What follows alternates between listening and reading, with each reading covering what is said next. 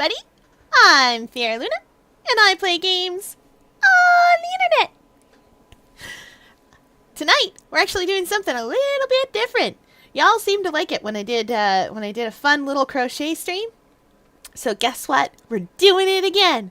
But don't worry, it's still somehow related to games. Trust me on this. Just trust me. Follow me on this journey. Okay, so here's the thing. Splatoon has announced the Spring Fest. So what we're making tonight is a little bunny. The bunny pattern is by the Stitch Studio CA. It is a pattern and a bunch of accessories for a bunny. We're going to make the bunny tonight. And if we have time, if I'm quick enough, it is definitely going to be pink. Don't worry, that's the yarn I had the most of in the size that it calls for. The bunny's going to be pink. I'm going to make the bunny, hypothetically, I'm going to make the bunny a little raincoat. And possibly some little booties. We don't know yet, but certainly a little raincoat. Or perhaps one of those little, you know, the little towels that you put, the towels with the hood that you put around yourself? Or a little sweater. Who knows? It's a mystery. There's so many cute accessories. There's even a little tulip hat, and it's so precious. Oh, it's going to be precious. Just you wait. You'll see. You'll see. All right. Now, I got to do a magic trick, and that magic trick is having hands. Hands are difficult. They're hard for me. Anyway, welcome in, Val. I see you got first. The sweater? Very well. We will make the sweater. All right. Alright. Da-na-na-na.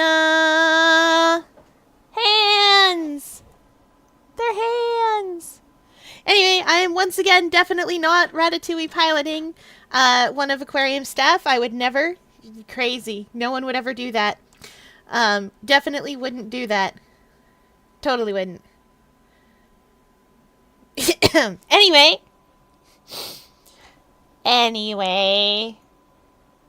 Oh, I know his name is Remy, but the process is called ratatouilleing.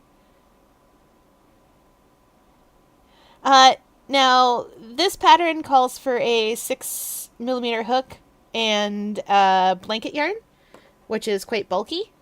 I'm going to use that unless it becomes too difficult for me, in which case I'm not.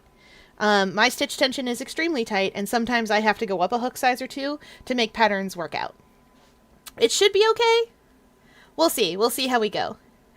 Because this yarn is really, like, thick, I'm also only going to wrap once for the magic ring, which is not a normal thing for me, but it's what we're going to do this time because, like, otherwise I'll never get it to tighten. That's just a thing I know from experience. All right. Bunny henceforth shall be known as Val. Oh, chat. I love the confidence. Alright. We gotta start with 6. Alright. 1,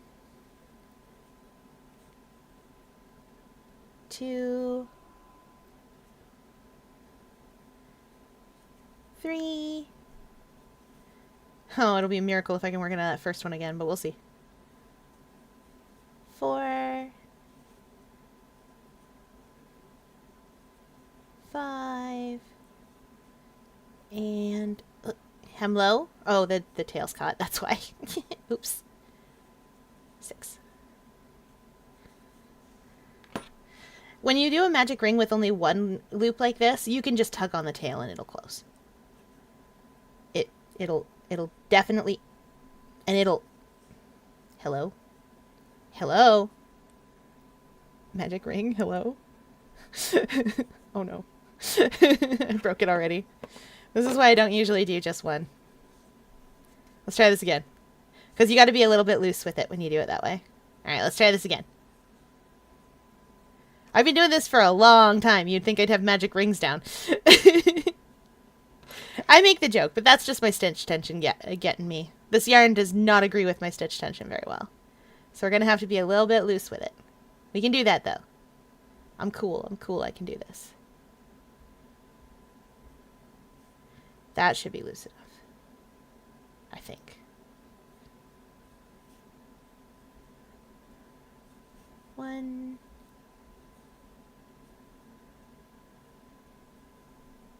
2, 3, 4,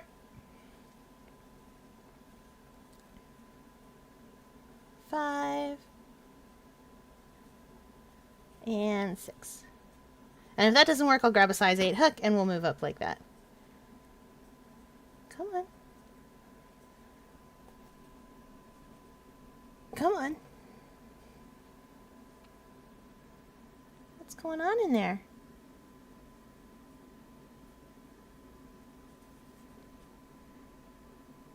Did you catch somewhere? Oh, that's weird. This should work just fine. Oh, it must have caught somewhere. That's not abnormal for this kind of yarn to do. It's very rough. This yarn is the same sort of texture and consistency as like a towel. Oh, welcome in, Sleepy Tea Stars. The cute pink yarn is adorable. Trust, it's adorable. All right, we're going to try this one more time, and we're going to do it the way I normally do, just to see if maybe that's the ticket. If not, I'll grab a size 8 hook. Actually, speaking of hooks, do you guys want to see my biggest hook?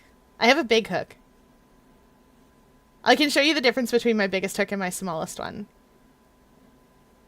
Which I think is very, very funny. You'll see. They're wild.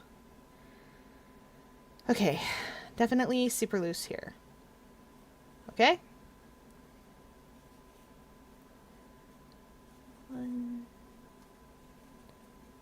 2, 3,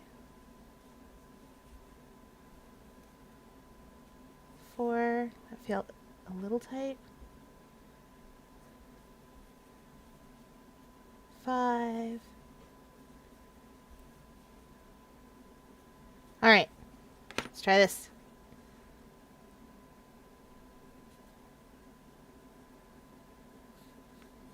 Come on. Oh, there we go.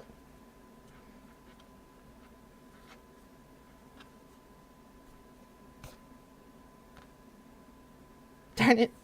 Come on. Well, I got it to pull through at least, so I know it's just that it's too loose at the front. Okay, we can do that.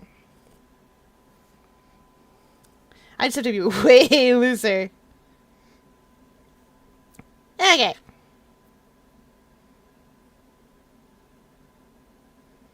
We can do this. We'll just do it with the one ring and we'll see how we go. And be super duper loose about it. Super loose.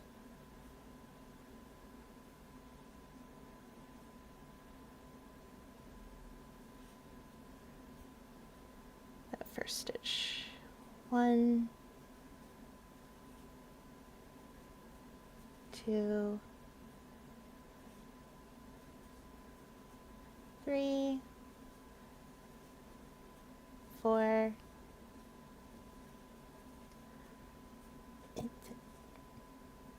5. Come on now. And 6. Now if we've done it right, I can just pull on this and it'll come clean through. Why is it like this today? There it goes. There we go. We got it. We got it, Your Honor. Amazing. Oh, you guys want to see the biggest hook? Oh boy. Okay, let me grab it. Where'd it go? Okay. You're not ready for this. You guys aren't ready for this. I've shown you my smallest hook. I'm going to get it out again. For comparison. Okay. You guys have seen my smallest hook. This is my smallest hook. It's hard to see. It's 0.75 millimeters. This is the hook end of this hook. Like, there's nothing there, practically.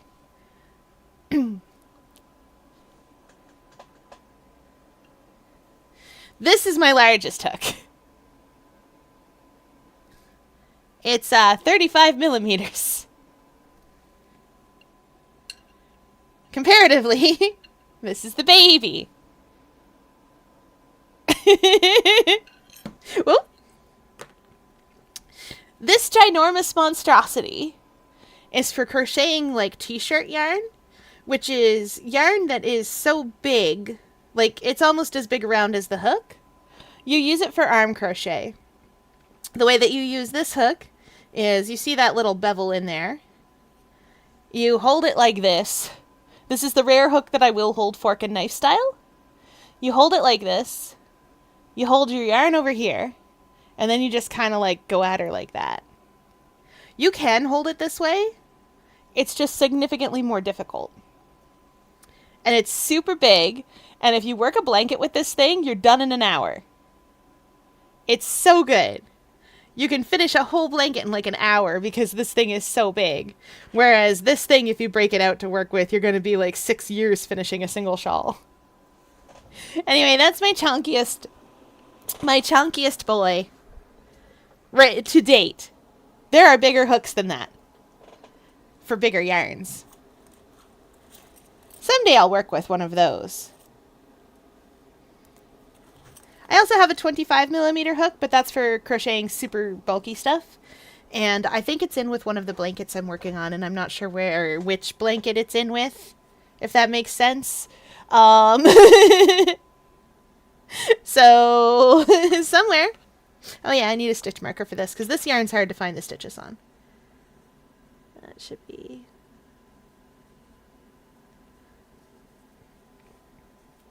Anyway, this bunny should be quite large when it's worked up all the way. 1, 2, 3, 5, 6. It's hard for you guys to see the stitches, I'm sure, but I can spot them because I have a long, long history of practicing spotting stitches.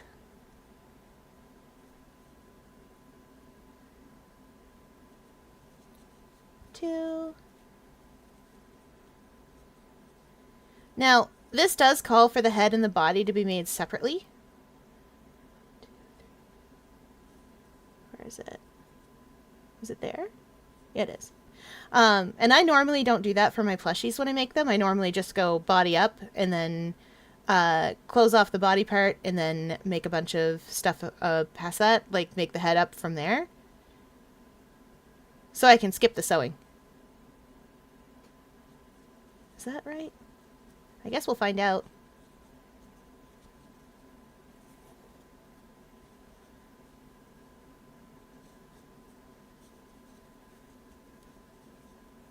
Yeah?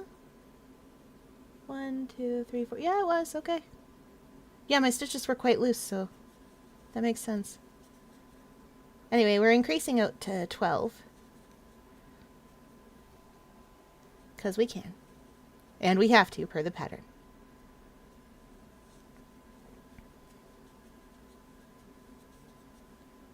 Now, this is made in a very similar way to the way that I like to make my dolls, which is that you make one leg, then you make another leg, and then you sort of crochet along to get those two legs to stick together. You'll see what I mean when we get there.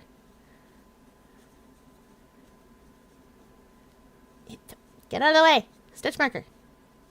Stitch marker. Stitch marker! This is why sometimes I don't use stitch markers. On very small projects, it's very difficult to use them. And on larger projects, sometimes they get in the way like that.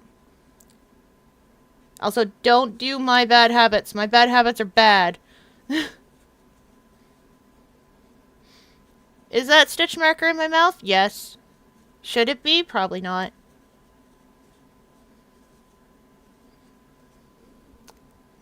Probably definitely not. But it's a thing I do. 350 follower stream where we use that crochet hook. I'd do it. You know I would. I'd make you guys a blanket. I'd make Twitch a blanket. Alright, what are we doing? Rounds 2 to 6 is just go around. Or rounds 3 to 6 is just go around. Okay. Okay. That should be the first stitch there. I think. Yeah, that should be it.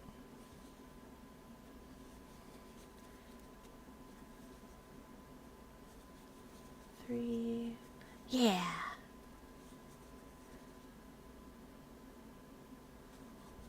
4.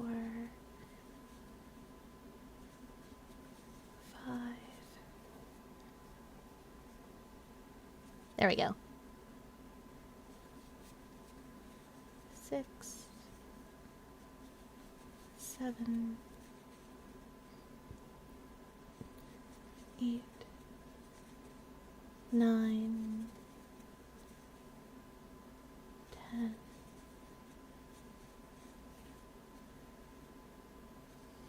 11, and 12. And that's round 3 completed.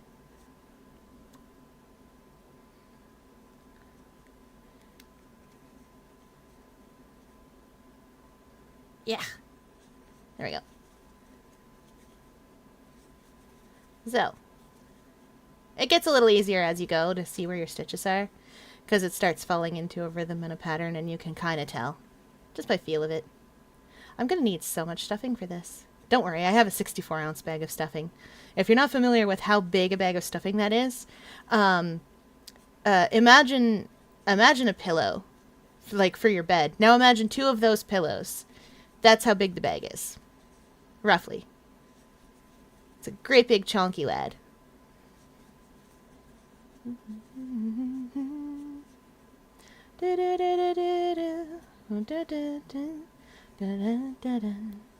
I sure hope Fry wins the Splatfest. Poor gal can only take so much, you know? And I'd be sad if she didn't. Ow. There we go. Nothing actually hurt me. Sometimes I just say ow. If something unexpected happens. Like if a thing doesn't open when it's supposed to. Anyway, that's round 4 done.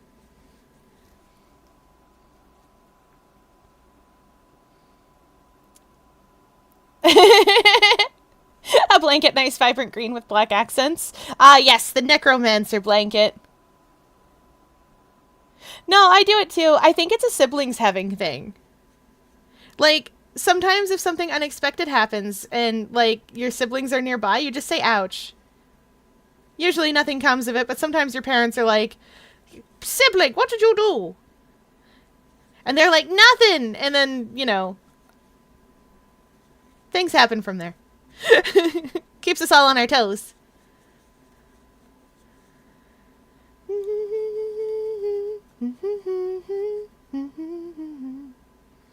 Also, I've been recording Cassette Beasts today, so I am absolutely gonna have the battle theme stuck in my brain. Face down, we're not kidding around. What's that sound? Your pride hitting the ground. 'Cause I've come too far to let you let them down. Do do do do do do.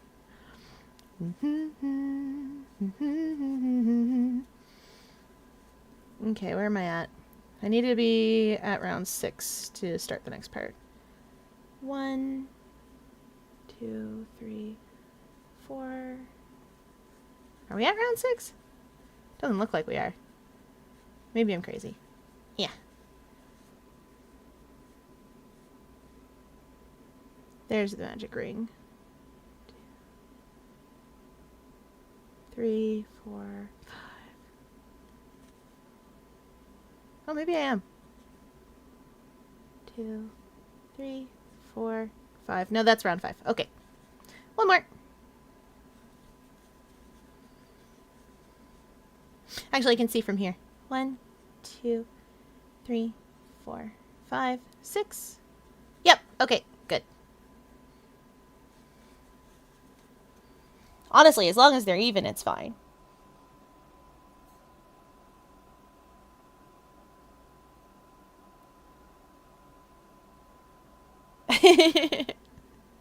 I'm glad people are having fun with the TikTok compilations. The Magnus Archives as Vines is my favorite thing. It delights me in a lot of ways.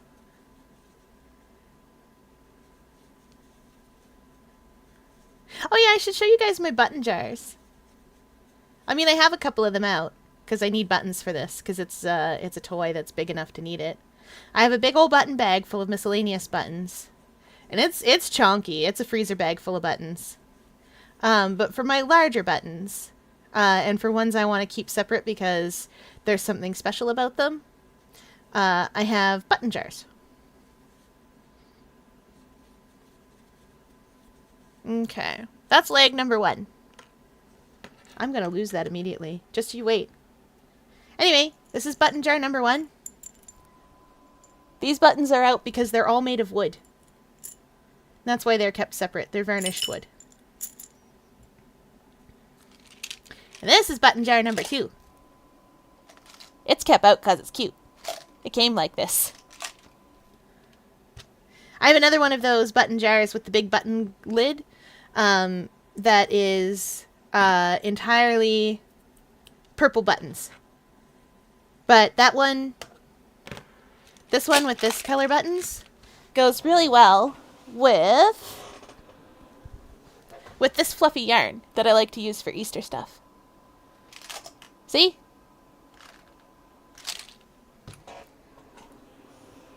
That fluffy yarn I made a blanket out of for Mint.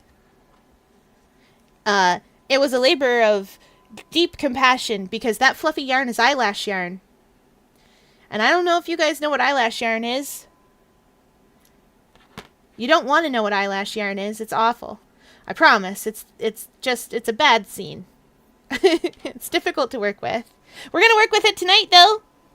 Yeah. It's so soft. Oh no, showing too much cuteness. I can't stop.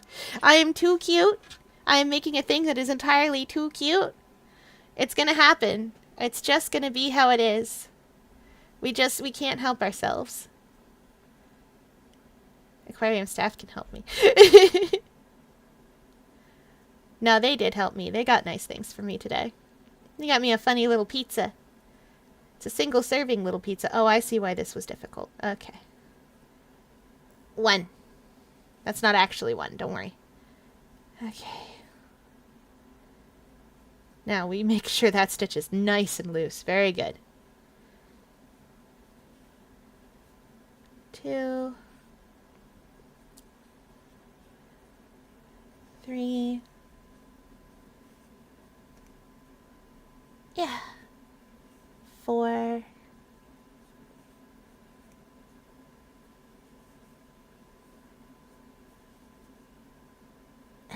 5 and 6. Yeah, there we go. Okay. Moment of truth.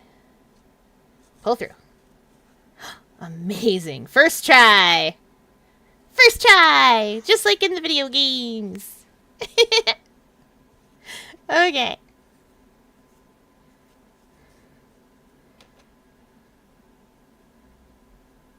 Come on, go all the way through that stitch. Good work, stitch marker. You did it. Okay. Wow, that stitch is super duper loose. That's fine. It's the first one. 2. 3. 4.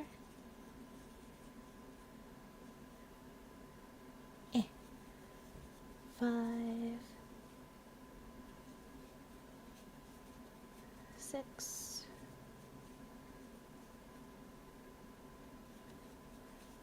7. 8. 9. 10.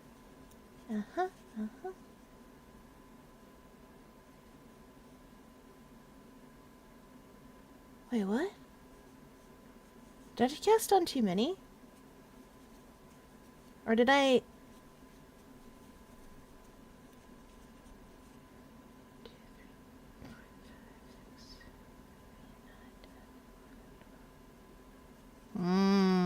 One of those stitches was too loose. That's what happened here. I definitely overdid it on somewhere. Or I marked my first stitch. That's not unheard of with me. No, that's the last one. 1, 2, 3, 4, 5, 6, 7. Dang it! I cast on too many stitches. I wasn't counting, apparently. Alright, let's try this again. Oh, I should have just pulled one out. Oops. I only needed to pull one out, not all of them. Oh well. We can do it again. Oh, in case you're curious. Oh! Oh, you got a new sweater. Oh, with daisies all over it. You might have told the Discord, but I haven't checked in a little, so... Not since earlier today, when I was very, very active and very excited. Okay. Okay. 1. 2.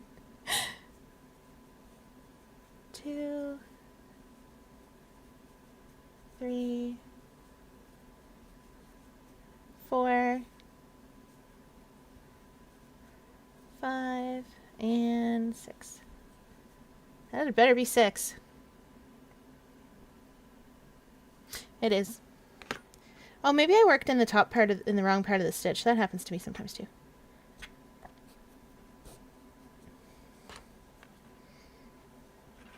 Yeah, I probably just worked. I probably just worked in the wrong part of the stitch. 1, 2, 3, 4, 5. There it is.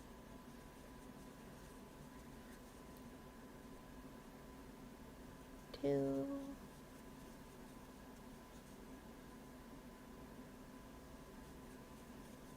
3.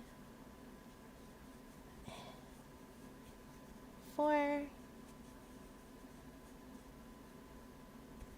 Come on now. Come on. There we go. 5.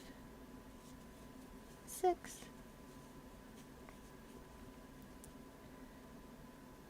7. 8. 9. 10. Okay, good.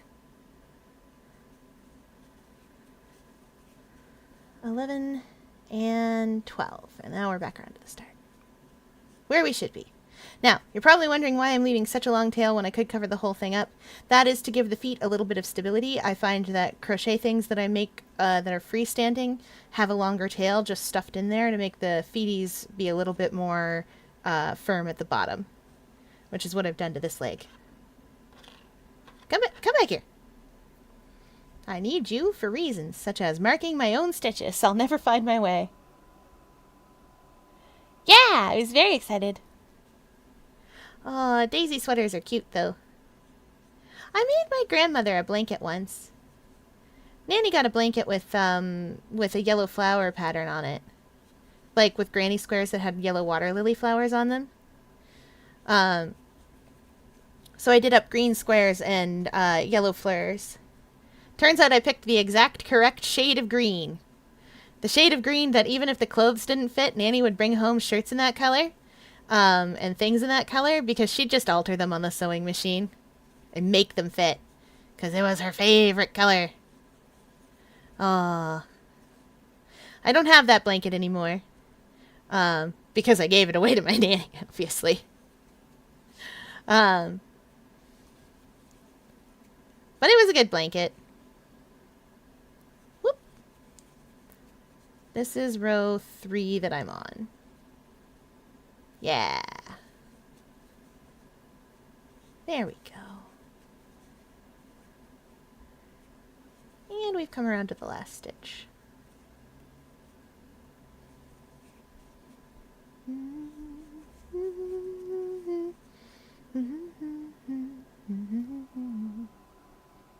Ceaseless watcher be upon ye. Oh, you guys want spooky stories, huh? Oh, well.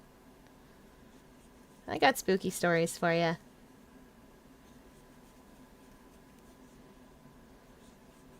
Let's see, let's see.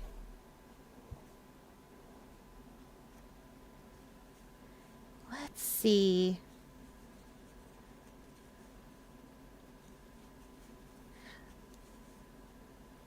We're on row 4.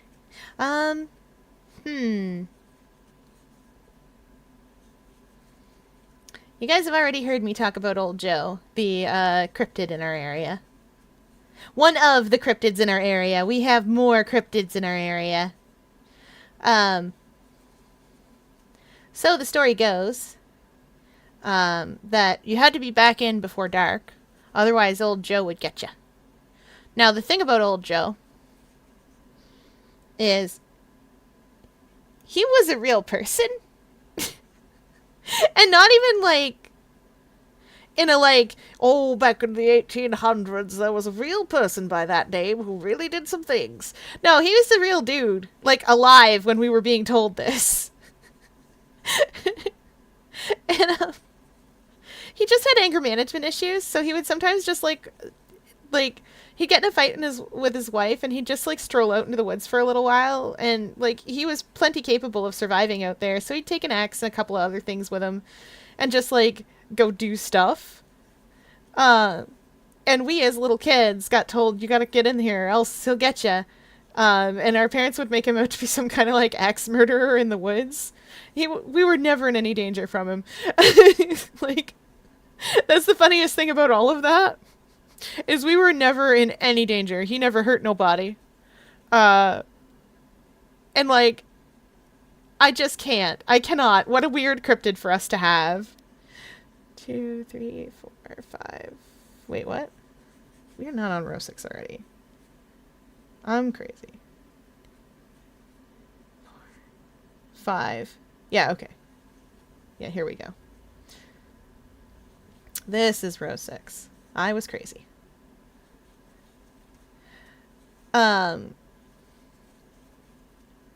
Let's see. I'm trying to think of good ones from out home, because most of them are boring, you know? You hear something in the woods, something chirping or making a noise, and you're like, oh no, ghosts! I suppose the worst one was we were out one night, and I don't remember what we were doing, but it was getting close to dark. And so we were about ready to start heading in and stop being outdoors. And we did hear whooping and such. And, we come in, and it turns out coyotes. So it wasn't spooky in the traditional sense, but more in a, oh, actually, we had been, rather in danger, probably. We just didn't know. You did an excellent job with your art today, Val. You did great. Also, tea is delicious at all times. Speaking of, I need to grab a drink. Oh.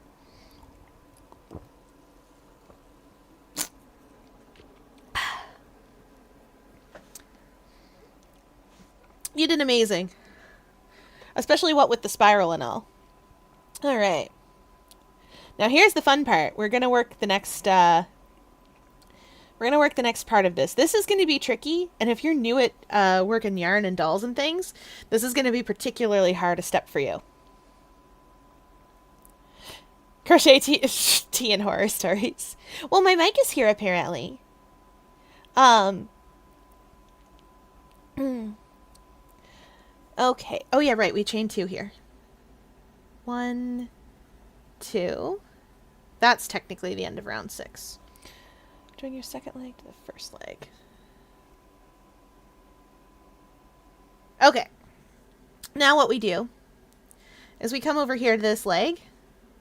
We find the first crochet stitch. If you can't find it, all you have to do is count back from this one, because you know how big this is. So you can count back 1, 2, 3, 4, 5, 6, 7, 8, 9, 10, 11, and 12. And you'll be able to find it from there. If all else fails, you can always crochet into the last stitch of that round, and that can work too. I just prefer to start in the first stitch of what would be the next round, because I think it's easier and it comes out cleaner. Come here, tail.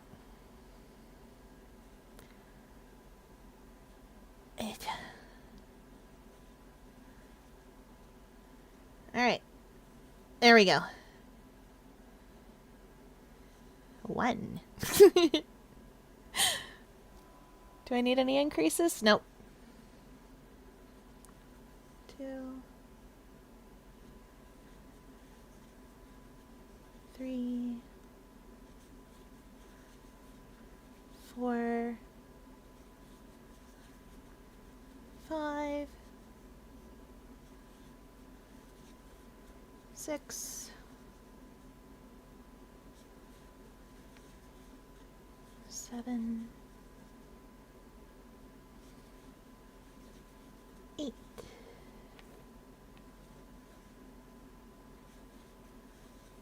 9,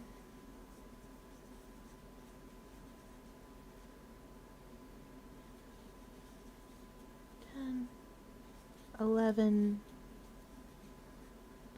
and that should be 12. Now comes the hard part.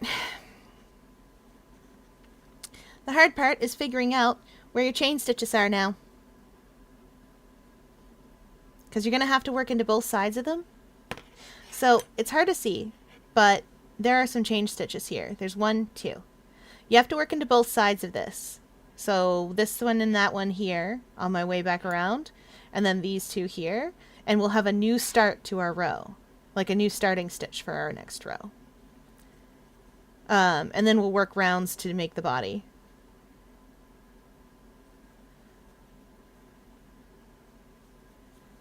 So come here. 1. It gets easier once you do it a few times. Come on now. Come here.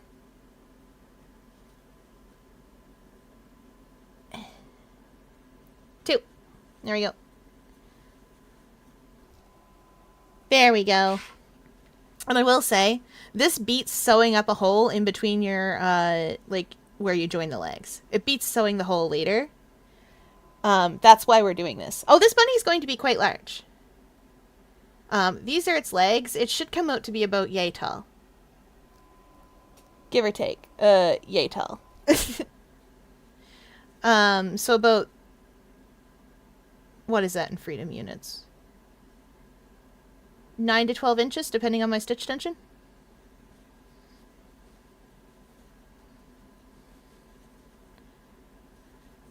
Two.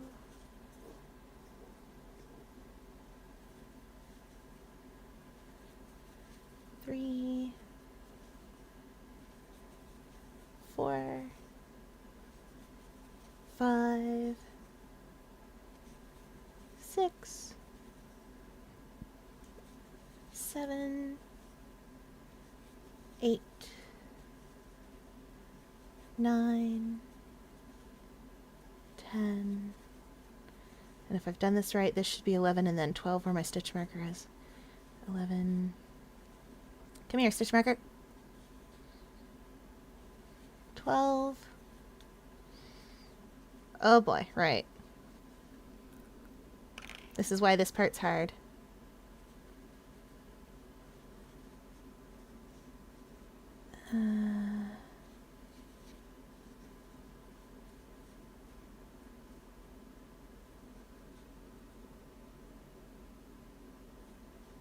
Ahem.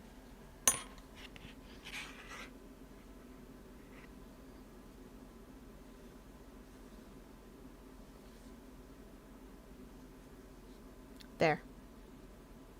Come here.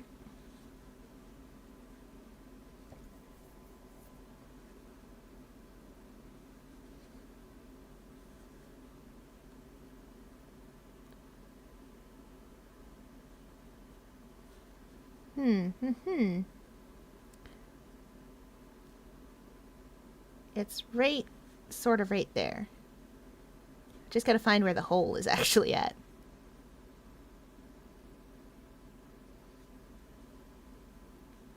I mean, that will do.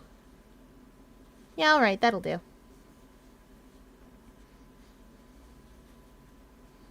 One and 2. We should have, hypothetically, 28 stitches. So I'm going to count them back and see that I do. Because I don't want to accidentally have worked in my other stitches. Whoop.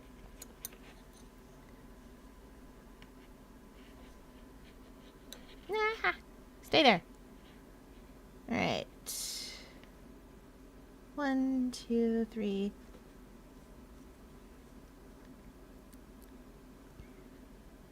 4, 5, 6.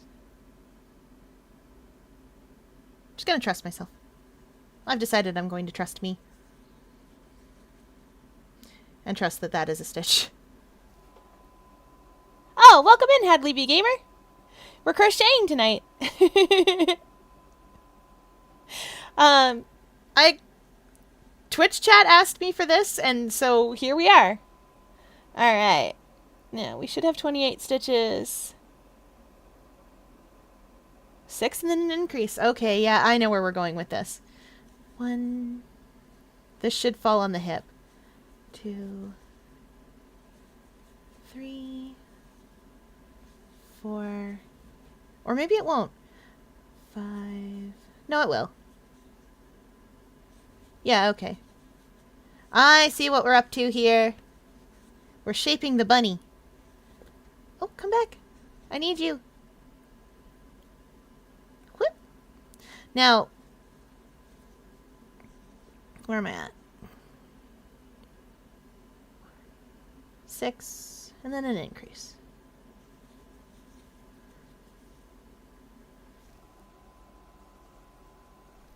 Oh no, we're just going around. Okay, okay. I thought we were doing some shaping. I normally shape the hips on my stuffed toys.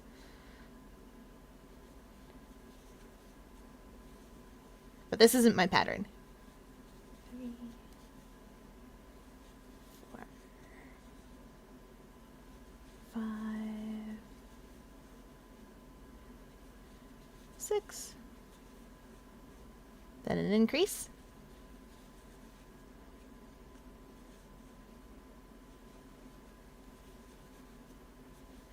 If I've done it right, this will come out too. So that'll solve that actually.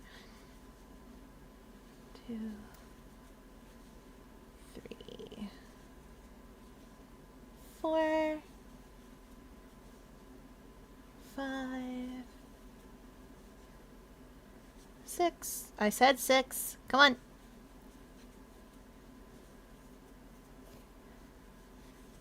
Then an increase, and then we should have 7 stitches left to work in. And if we don't, then I did the last round wrong and I have to frog it. In case you're curious about what frogging means, that's when I pull the yarn out and go, aww.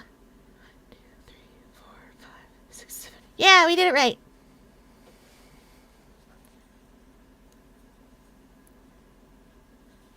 Two, 3, what? 4, 5, 6. Come on now. And then an increase. Come on now.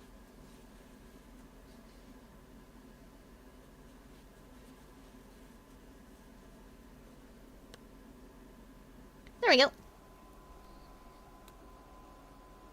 Ranking the Magnus entities based on how likely I would be to serve them. Oh. I know me. The eye first. Always the eye. I need to know things. Oh, I must have missed something over here. I can come back and stitch that shut a little if I need to, though. I must have missed a spot. That's fine. Now I'm thinking. The eye's my go-to, but after that, I'm kind of at a loss. Part of me's like, well, the corruption, but the rest of me is like, no, actually, thanks, nope, nope, nope, nope, too many bugs.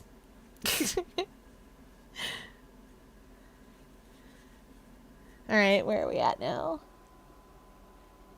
7 and an increase, okay. 1, 2, 3, 4, 5, 6, 7.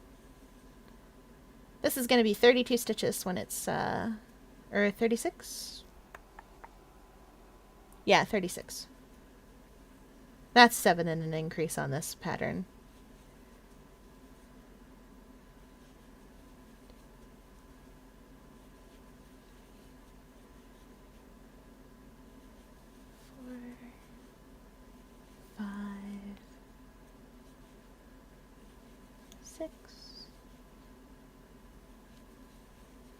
Seven. Uh-oh. and an increase. I think that's the right stitch. This yarn's not impossible to work with, it's just sometimes it's tricky. 1, 2, come back here. 3, 4, 5. Come here. 6,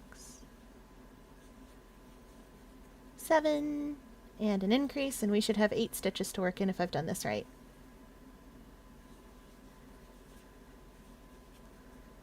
Accepting my habit of chewing on my stitch markers, I am going to try to teach you guys generally good habits about crochet. So, 2, 3, 4, 5, 6, 7, 8. Good. Like counting your stitches occasionally, a lot. If you're not sure, just start counting. It saves you frogging the work later. 3, whoop. 4, 5, 6, 7, hup. And an increase.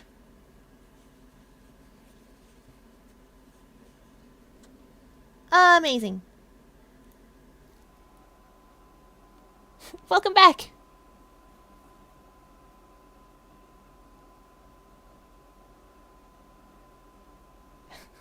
He's not stuck inside a computer within the Magnus archives. Don't worry. He's fine.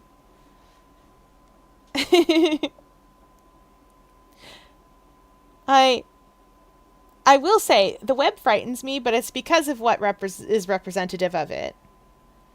That's... The web itself, I'm certainly inclined towards the ideas of it, but I'm frightened of everything else related to its, manifestations. Now, the vast, on the other hand. The vast, the hunt, those kinds of things. I'm here for it. Heck, even the flesh. I'm here for those fears. Anyway, now we've got how many rounds of this? 10 to 14? That's 5 rounds. Wait. 10, 11, 12, 13, 14. Yep, 5 rounds. When you count rounds in crochet, you count the posts. What I mean by that is normally if you're trying to go from like 10 to 14, you go 10, 11, 12, 13, 14, and it's, the difference is 4. But you have to count the round that you're, going into. So you have to go 10, 11, 12, 13, 14. It can mess you up in math if you're used to like doing math a lot. And you sit down and go, wait a second. Well, 14 minus 10 is 4 rounds, right? No, not in crochet it isn't. It's 5 rounds. Because you have to count round 10. Anyway, off we go for 5 rounds. I'm just going to leave my stitch marker in there so that I can tell where the bottom round is, and then I can count it a little easier. Don't worry, I know where my rounds start and end. I'm pretty good at that sort of thing. Anyway, this is going to be quite a large animal. It's going to be really cute. Also, the ears for this bunny are precious. This bunny is going to be lop-eared, which means that instead of its ears standing up, they flop down. Like little pigtails, kinda. You'll see what I mean when we make it. I love lops. They're so cute. Like, any lop-eared species of rabbit, or breed of rabbit, rather, is so precious and adorable. And they're fun to pet because their ears don't stick up in the way. And they're so fluffy. Bunnies are so soft, y'all. So soft and fluffy. I love them. That said, they are really annoying to take care of sometimes because you can't get them wet. They don't like it. But sometimes they definitely need a bath, but you can't get them wet about it. So you have to clean them up a little differently. Generally speaking, they're pretty good at cleaning themselves. But if they get wet, you've got to treat them very carefully so that they don't get hypothermia. Depending on the rabbit. Some rabbits don't need that, but some rabbits have such dense fur that, like, if you get them wet, you have to treat them for as if they're gonna go into hypothermia.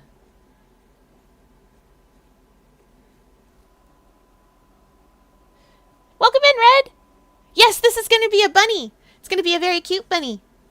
The pattern is by Stitch Studio CA. I got it from another Splatoon player. Also named Luna. But actually just named Luna instead of any addendums or anything like that. Who used to play for Ballpoint for Nightmare. I think? Nightmare? And a few other teams. Yeah. Is this gonna work out? No, I don't know where that is. I knew it. It's fine. Anyway, that's round 1 of 5.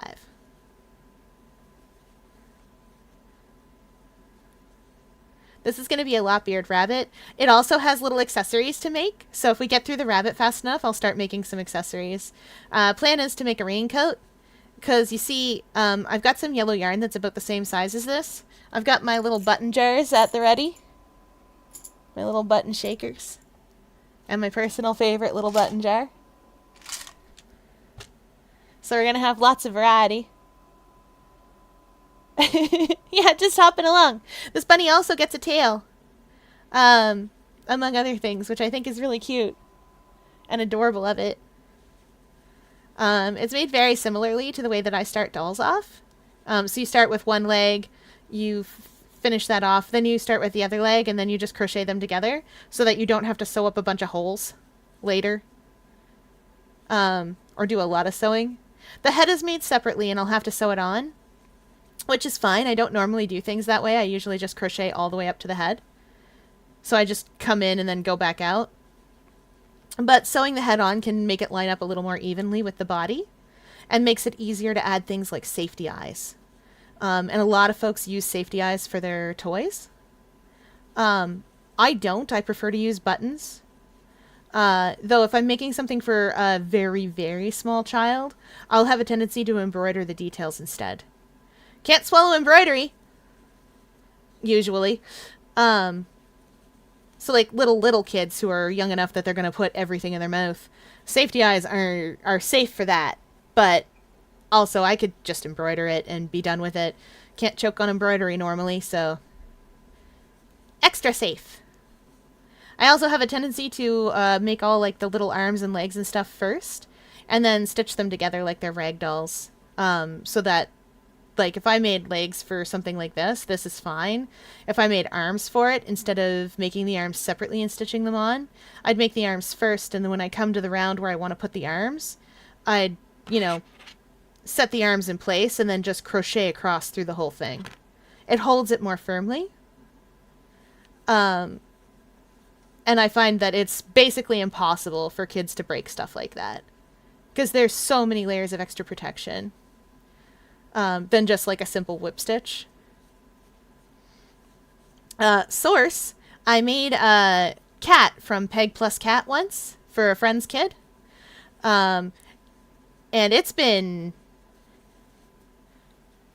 Oh golly. She's getting to where it's high school now, and that cat has not broken yet. And that cat went everywhere with her. By its tail, by its feet, by anything. Anything she could grab, that cat went everywhere. And I'm very proud of that. Alright, this is round 2 done. Round 2 of 5 complete.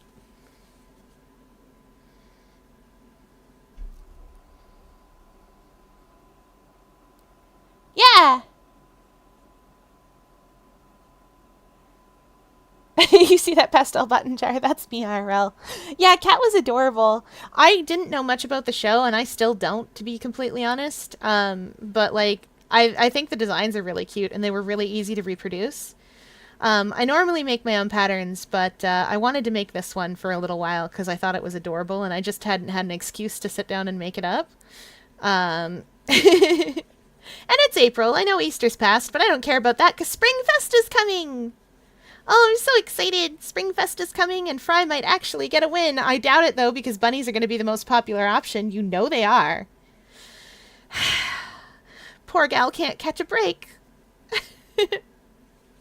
I'm telling you, Give us clout for mirror matches. That'll solve your problem entirely. You did not have to change how things are calculated. Just give us clout for mirror matches. Or don't let us have mirror matches. One or the other. That's it. That's literally it. But my feelings on Sploon aside, this is round 3 of 5 that I'm on. We're going to make a really cute bunny. We're going to use this bunny. We're going to use this bunny to help us later, to help us win the Splatfest.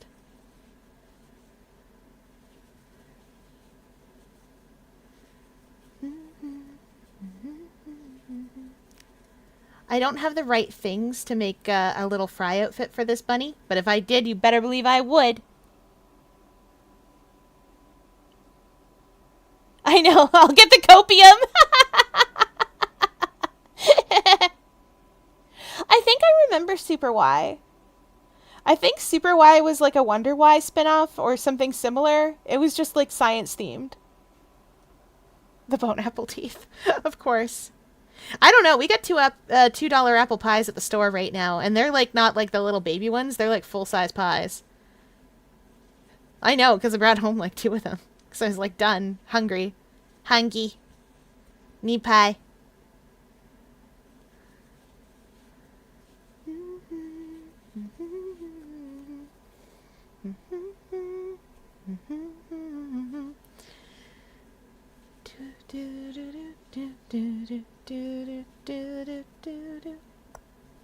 There we go. That is round 3 complete. 3 of 5. This is where we normally use a round counter or something, but I can see my increases, so and also I periodically tell you guys. We're on round 4 now. Of 5. And I have a lot of practice keeping count of my rounds. Whoops, I'm a little far off for you guys. Come on now. There we go.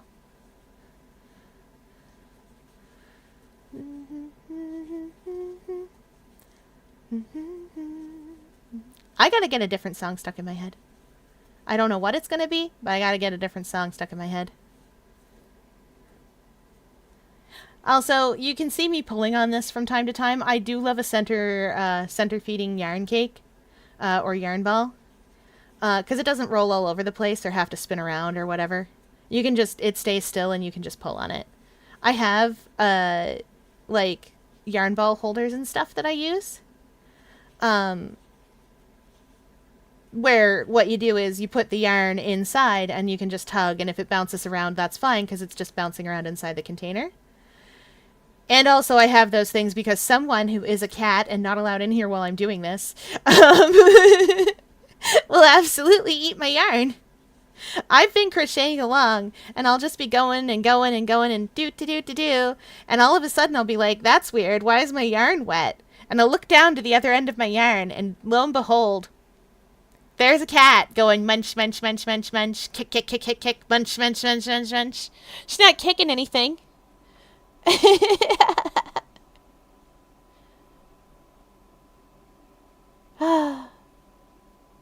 Oh, Super Violet was the one with the reading skills.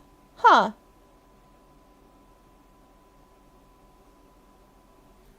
Oh, then presumably I've never seen it. There was a Wonder Why spinoff that was primarily about like science, math and science, or maths, I think. But it was a little after the time I was watching stuff like that. I grew up on 6 a.m. Bill Nye the Science Guy. And Wonder Why and stuff like that.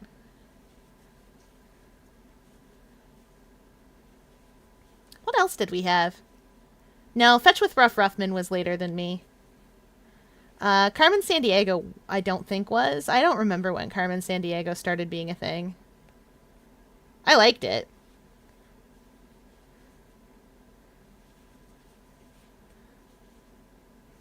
Good way to learn geography. And weird facts about other countries. Alright, this is round 4 complete.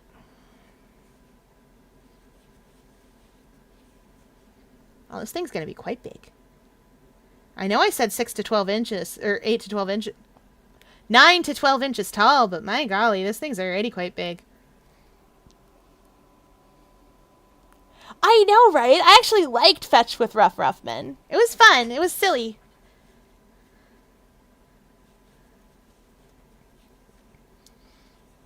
And, like, I'm glad that there were grades for participation, basically, in that show. Did you do the activity? Yes? Good. You get points. Do you know things about the activity or related to it? Yes, you get points. Great. It was very silly indeed. I wish I could run something like that from my aquarium, but I cannot. Where would I get all the children? Also, they cannot go in the water. Children are water resistant. They are not waterproof, so you can't put them in the deep sea. And you can't put them at the pressures that I normally live at. Boo earns.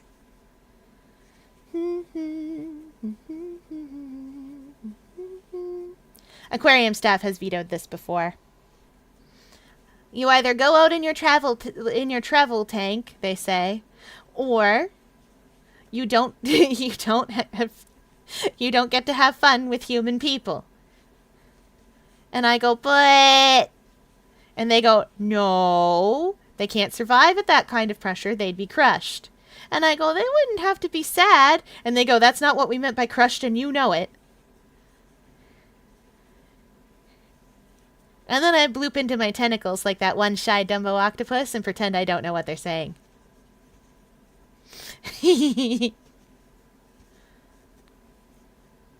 Then they accuse me of childish behavior.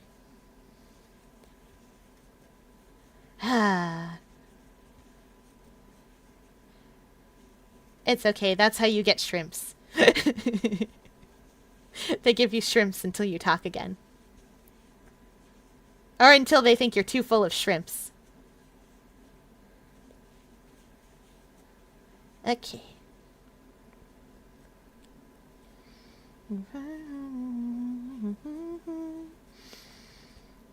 Okay, that's the last of those rounds. Now we're on the decrease rounds.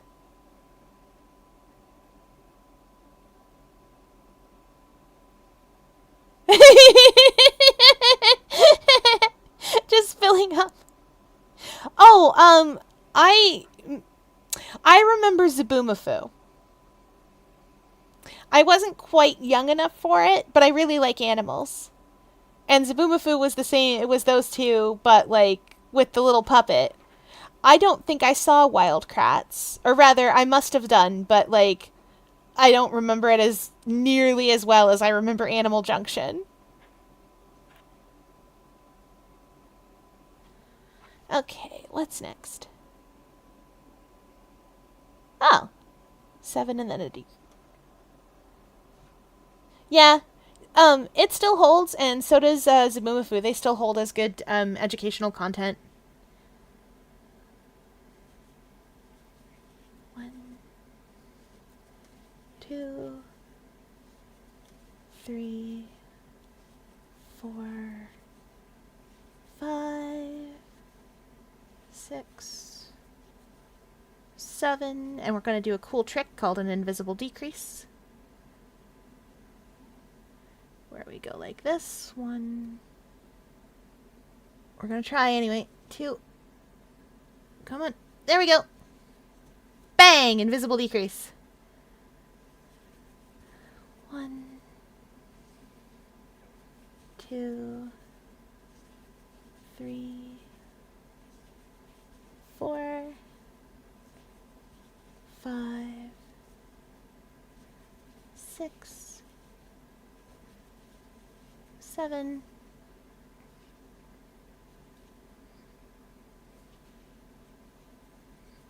decrease.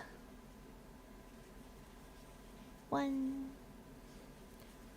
2, 3, 4, 5, 6,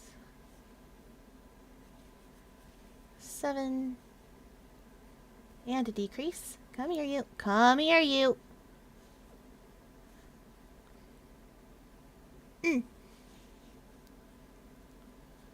Got it.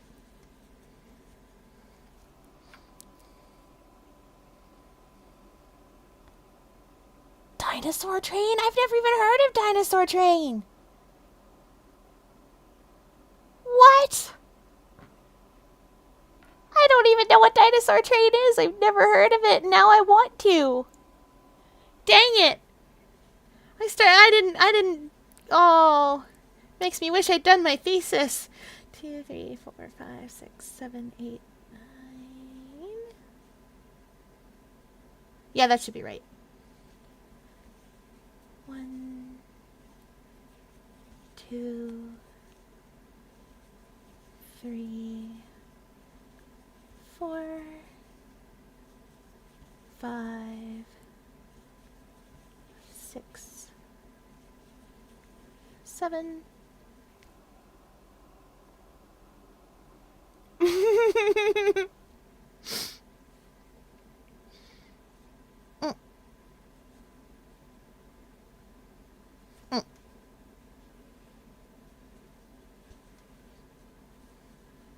And a decrease. And then we've got to go around to even this round out a little bit. Oh, it's going to be a pudgy little bunny, isn't it? Yes, it is. Such a pudgy little bunny. Okay, Cyber Chase! I remember Cyber Chase. Oh, I loved that. That's how I learned what color chartreuse was. I didn't know previously. I don't know why. I still don't understand the color chartreuse is. It's pink and it's green at the same time, but like neither of those colors. And I don't understand how to explain. So you know what we've got to do then? What we've got to do is we've got to watch one horror movie. One silly horror movie. Okay, we'll sit down, we'll watch something like Wreck, and we'll just destroy ourselves, and then we'll put a couple of PBS shows on, and be like, yeah, okay, we watched the zombies zombie it up. But now, it's time to watch silly animals do silly things. I mean, admittedly, that's what I do to help myself when I'm actually scared of something, is I'll put on something silly, or a parody of The Thing. Do you know how long I was afraid of Slender Man for? The answer is too long. I shouldn't have been, by all rights. It's just that Slender Man is a lot of, like, black and white, like, stark blacks and whites, and roughly person-shaped. And so, like, it's really easy to, out of the corner of your eye, have your brain fill in person shape.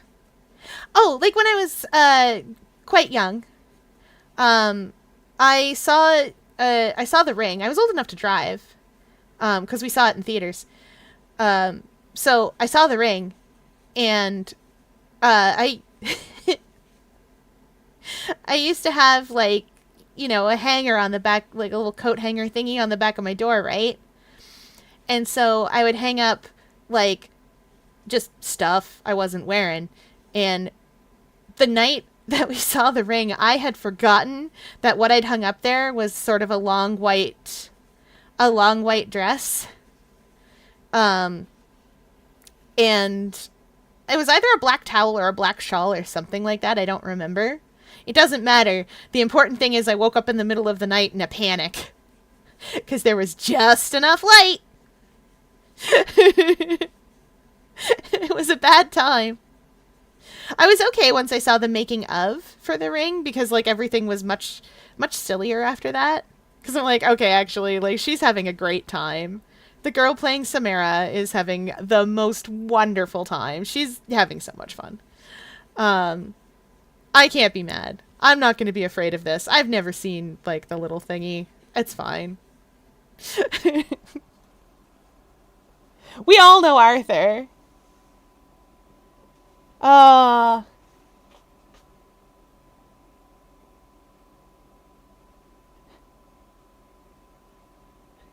We all know Arthur. My sister loved that cartoon.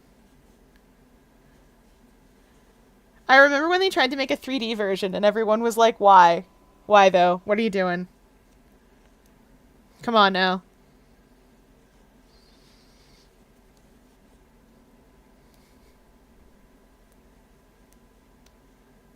I remember being like, man, I am so seen in that one episode uh, where Buster just forgets his puffers and they're playing broomball. Just on purpose is not taking them. And I'm like, I get you. I understand. I won't let aquarium staff keep me down. Oh, the pressures are too dangerous for you. Now! But they're not wrong.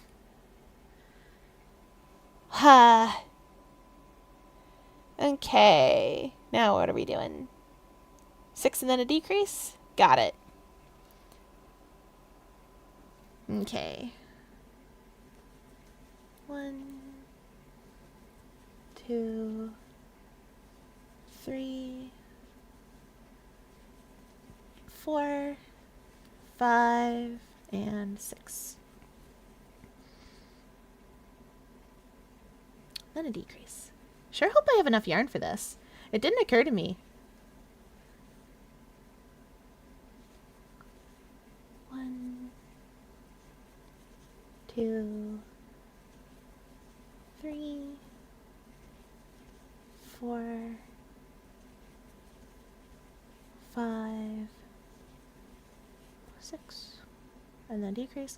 The worst that happens is I play Yarn Chicken. Yarn Chicken is my favorite game. Oh, 1, 2, 3, 4, 5, 6. Oh, and come on.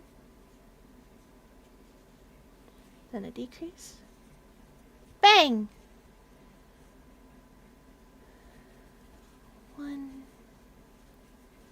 2,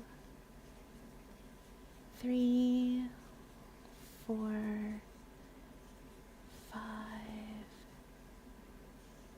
Good. 6 and then a decrease.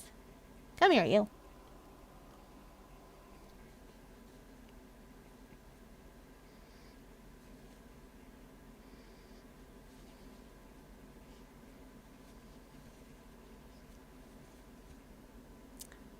But dunk. Well, that sign can't stop me. I don't know how to read. Oh, DW.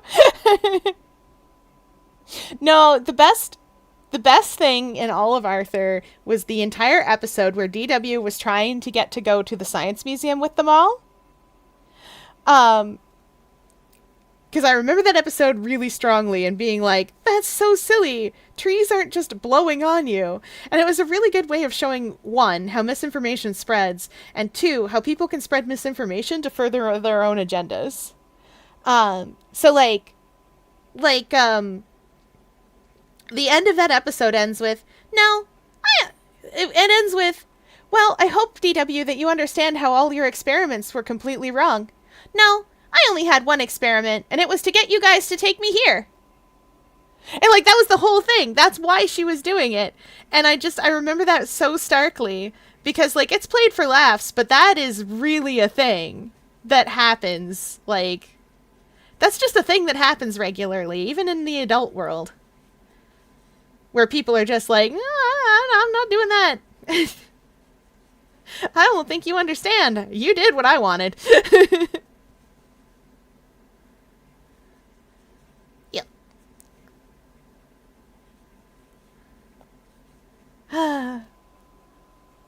Movie night when? Well, we'll have to pick a night that everybody's free. And that's going to be tough because I stream. So... But TBH, any night that everybody's free, any night or day everyone's free, I'm more than willing to do that. Admittedly, it's probably going to end up having to be Saturday or Sunday until it becomes summertime, at which point we can watch all the movies we please because everybody be off school.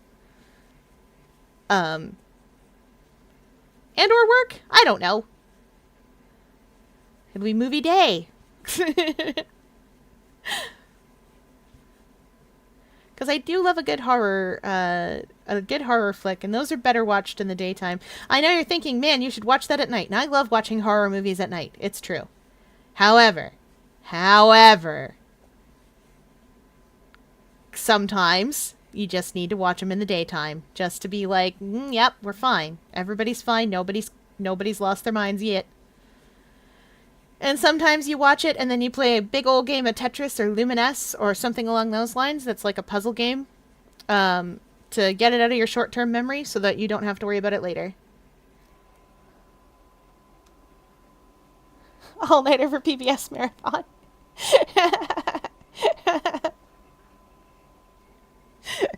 Val, you can't stay up too late tonight. Tomorrow's Saturday. You've got Fabula tomorrow. And practice. And other stuff. I mean, we could, but, like, probably shouldn't. Okay, there are a couple more rounds, but I'm going to start putting stuffing into the legs. Wah! Yeah! Why is this so difficult? Yeah! Stuff! I'm going to need all the stuffing. Every stuffing. Yeah.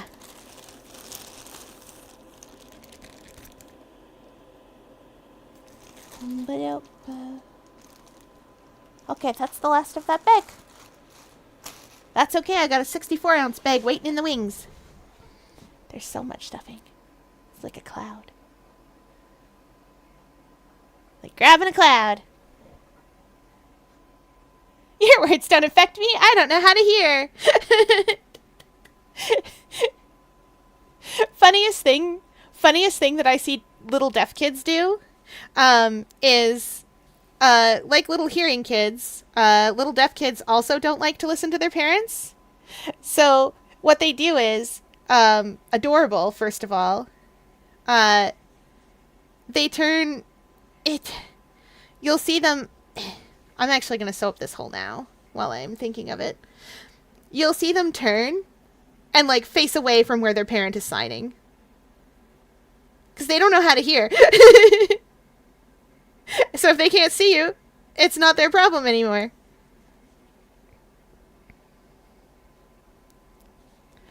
Oh, oopsie doodle. Come on.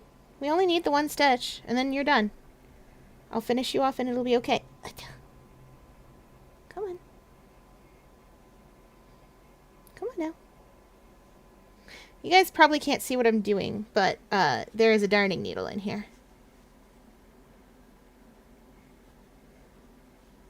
Just gonna finish this off real quick.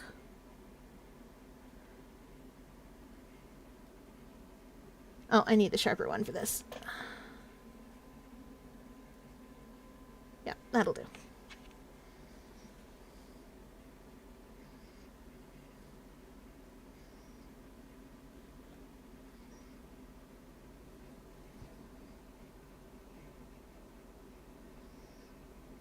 That should do it. It's really hard to thread this yarn into this kind of needle. Or rather, it can be. Come on. Oh, that was annoying.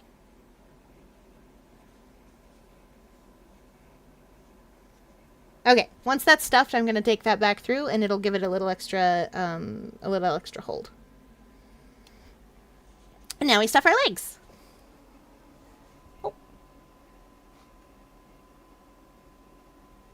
There's episodes on YouTube. PBS has a website that's full of their own shows because it's PBS and they can do what they want.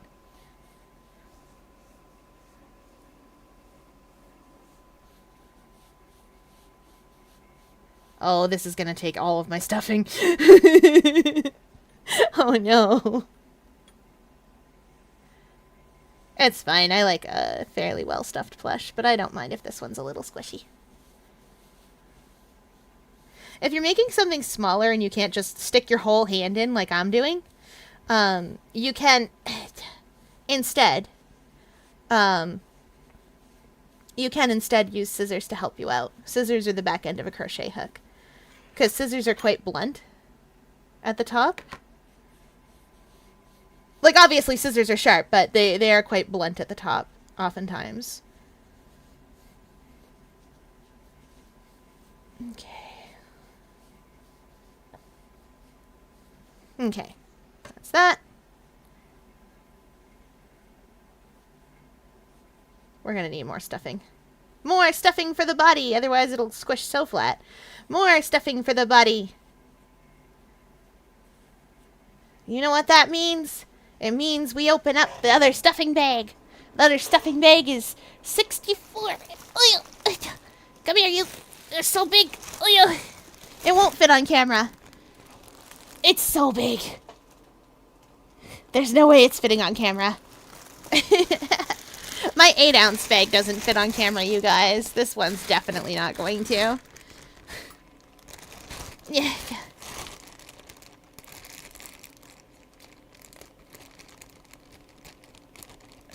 Come on, open, open. Open sesame. I say open. I did it. Oh. There. Okay. Ah! It's a struggle. Alright, we hydrate as chat demands.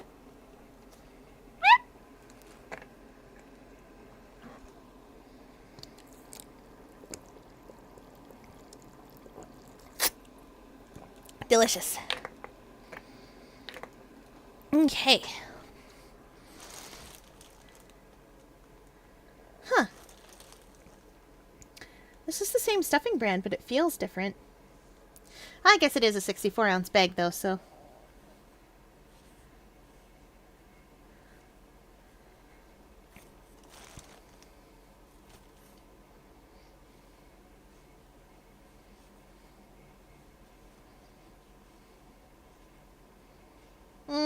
That's okay. I'll stuff more into it later when I'm done. When I've done up to the top. There's still a couple more rounds to go yet.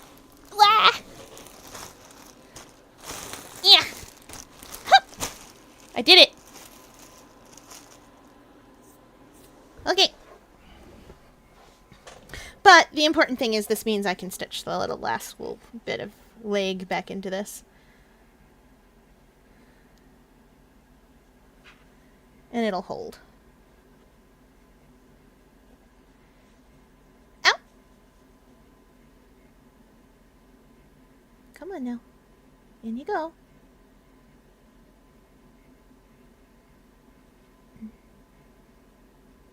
There we go. I did it. It's okay if the yarn doesn't come out the other side. It's not really supposed to.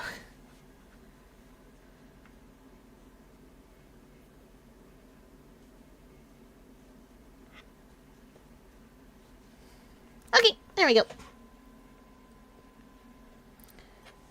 Now back to it. We've gone around neatly to neaten it up, right? I must have done. Right?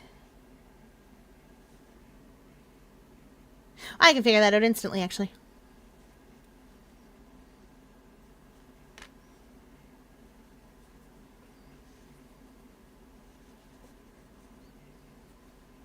If this stitch is a decrease, then we haven't done the part where I go around. Nope, it's not. Okay, we've already gone around.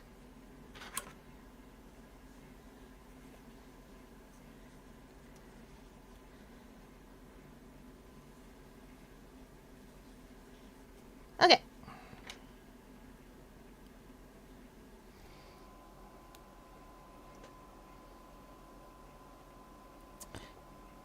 Good old PBS.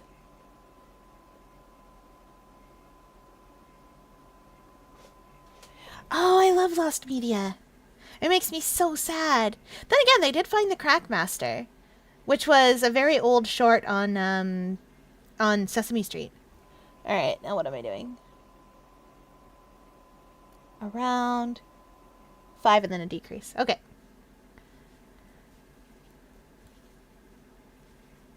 2. No wonder they said start stuffing. 3, 4. Oh, right. 5. And then a decrease. Come on now.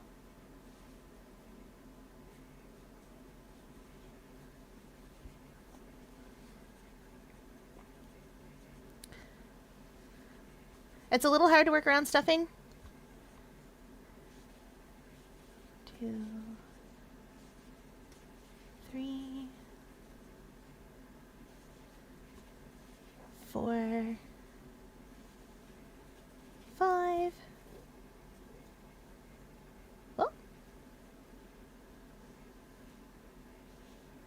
but it beats, and then a decrease. Yeah. It beats having to... There we go. 1. Having to stuff it later. 2, 3, 4, 5. Then a decrease.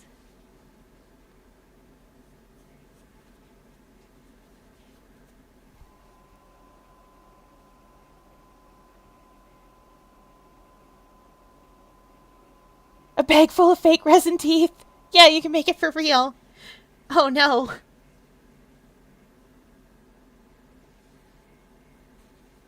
One, 2, 3, 4, 5. And then a decrease.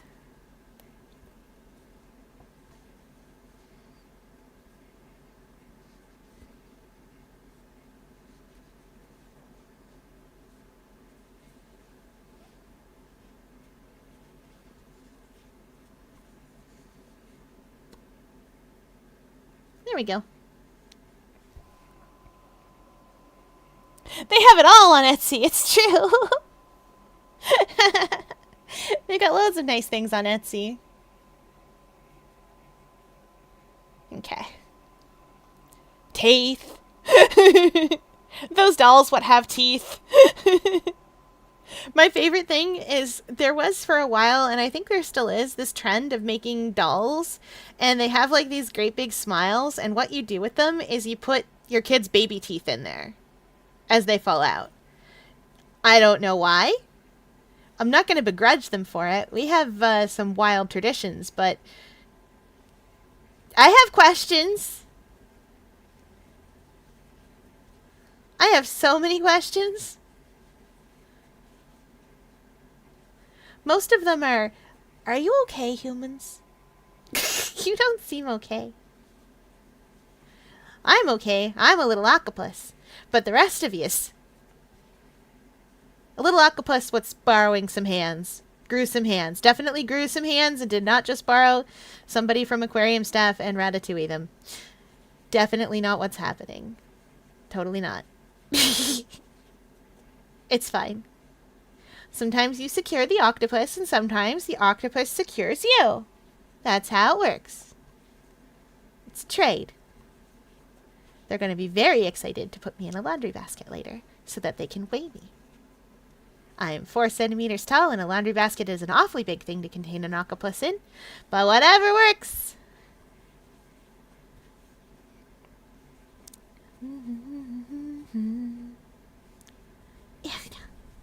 Yeah.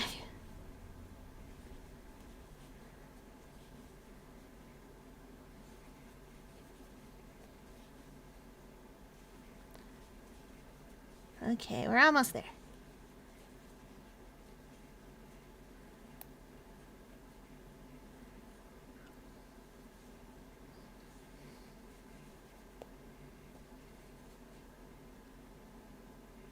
Okay. Oh! Slip stitch and finish off. We like a clean finish on this round. Okay.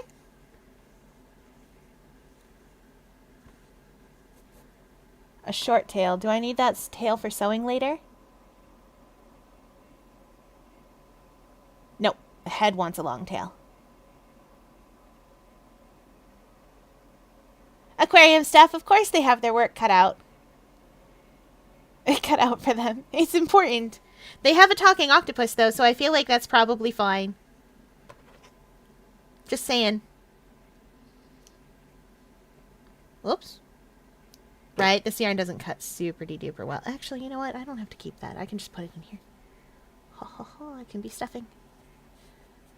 Also, if you're ever wondering, or like don't have the wherewithal to get stuffing, or don't know where to get it, or like just don't have the cash for it, because it's weirdly expensive for some reason, but you still want to make dolls and toys and other things like that, dryer lint! Get you some dryer lint! Dryer lint and yarn scraps. Those are things number one that I like to use for stuffing things that I can't necessarily stuff. Or at least things that are just for me, you know? Dryer lint acts really well like stuffing. Is that good? That's still pretty squishy. But firm enough to hold its shape, because I have really tight stitch tension. Okay, and that's the body done. And look at that! That only took me an hour and a half, guys. I'm a wizard!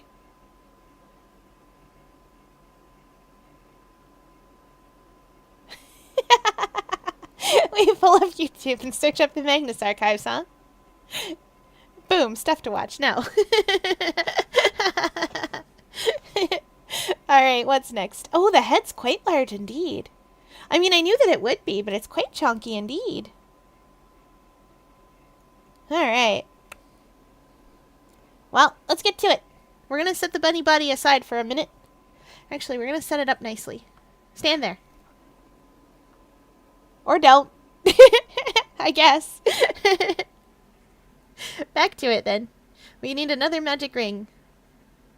And what we've learned from our first magic ring attempts is that loose first stitch. Very loose first stitch. Super duper loose first stitch. Like, so loose for a locking stitch. Okay. 1, 2. God. Oh no. They're fine. 3.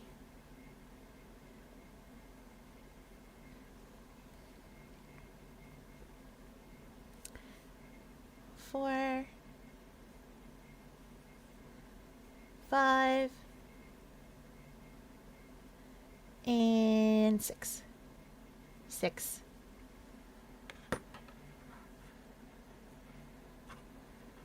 Woo! We did it again.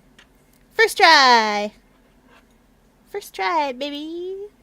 It's like speedrunning. Oh, which reminds me, I'm working on Celeste. I mean, you guys know that because you popped by my YouTubes. But I'm really excited. I found an even more retro version of Celeste inside of Celeste. And that was great. Alright, 1, 2, 3, 4, 5. This should be 6. This should be the stitch I work in.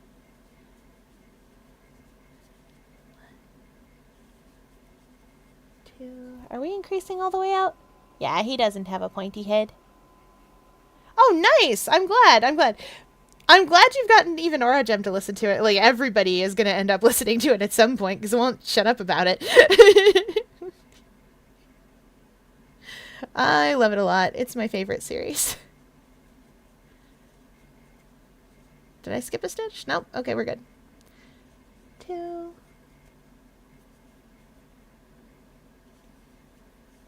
No, I think maybe I did. Oh, maybe not.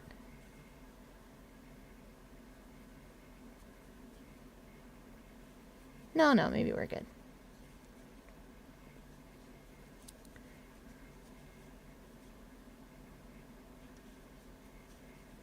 Oh yeah, that's my first stitch, so, or my last stitch of the round, so yeah, maybe we are good. I'll go back around and count in a second.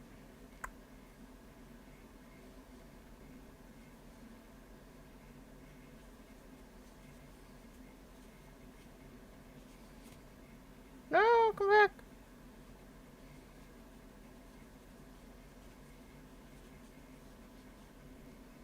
Okay. 2, 3,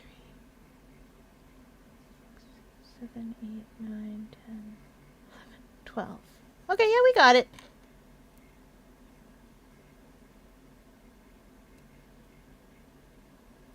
Then I take it I'm increasing out in the normal fashion. Yeah. The power of Tism. Fair. How are we going to beat Guild Force 2?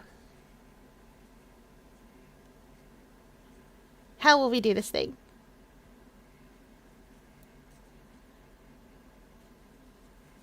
Now then, stranger, do you like your increases? Yeah, you like your increases at the end.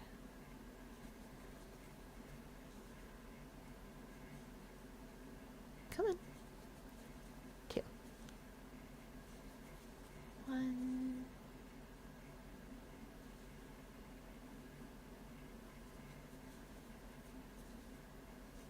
2.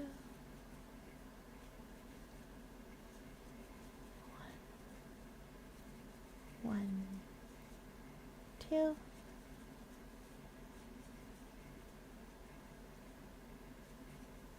1.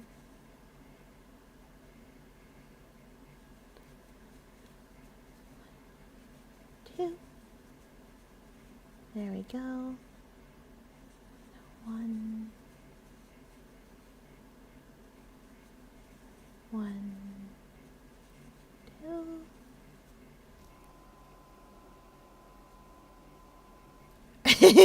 Okay. I'm with you so far. We send a little Asura in. And then we tell them to talk about their hyperfixations. Whatever we're fighting is dead. 2 hours max. Amazing. 1. 2. Okay. Hup.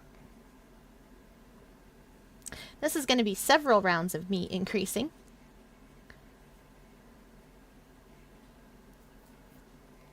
Because we need to go all the way out to 42.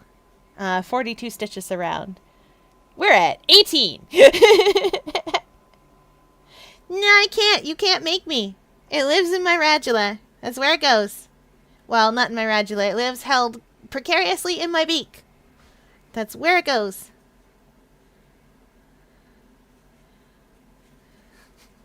I'll eat it if I want to. Munch, munch, munch. Munch, munch, munch, munch, munch. It'll just be delicious. It's blue like me. That means it's tasty. I bet I'd be tasty. As a little takoyaki ball? I'm gonna dress up as takoyaki next Halloween. No one can stop me. Put a little toothpick on. Try not to get eaten challenge. Impossible. Perfect. I figured it out. I solved the conundrum. The mystery. There was no mystery.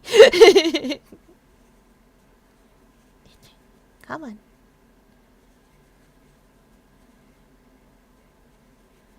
This will start to flatten off. It's just that I have, once again, very tight stitch tension. Extremely tight stitch tension. Can't be helped. I mean, it could be helped if I relearned how to do things. But I won't.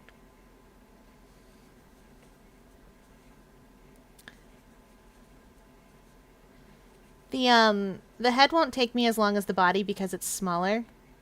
Like, overall smaller and less complicated. Mostly it's the less complicated part. Making an orb is really easy, did you know? See also, orb. It's not really orby anymore because it's had so many different things. It's a pincushion. It gets like that eventually, you know? But this will start to flatten down as it gets a bit bigger.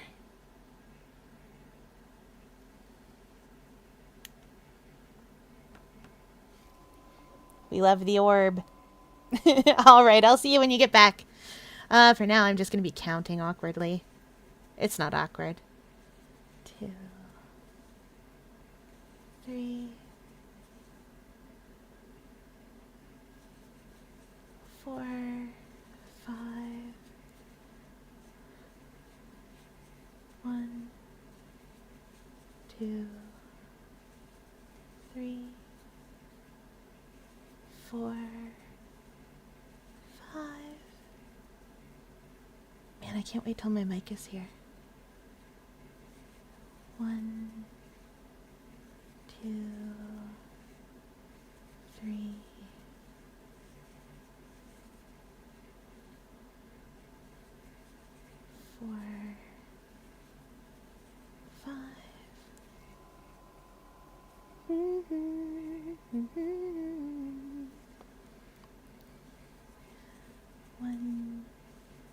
2, 3, 4, 5. I said 5. Come on now. There we go. 1, 2, 3, 4, 5. Okay.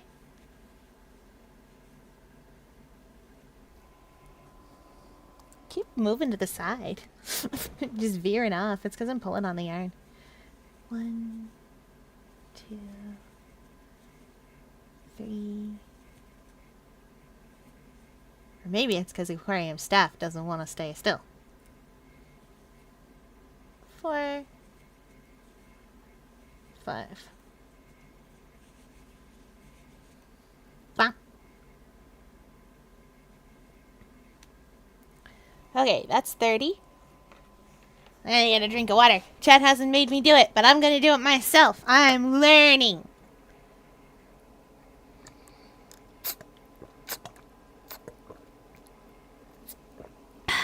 Delicious.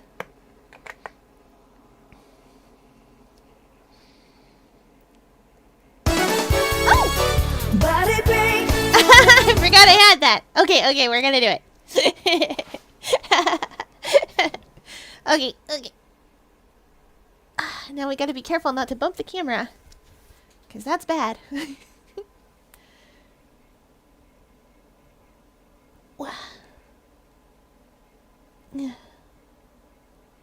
I gotta do a couple of little wrist stretches. There we go.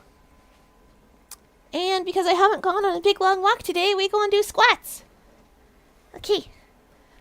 1, 2, 3, 4, 5, 6, 7, 8, 9, 10. Ta-da! We did it! Ah!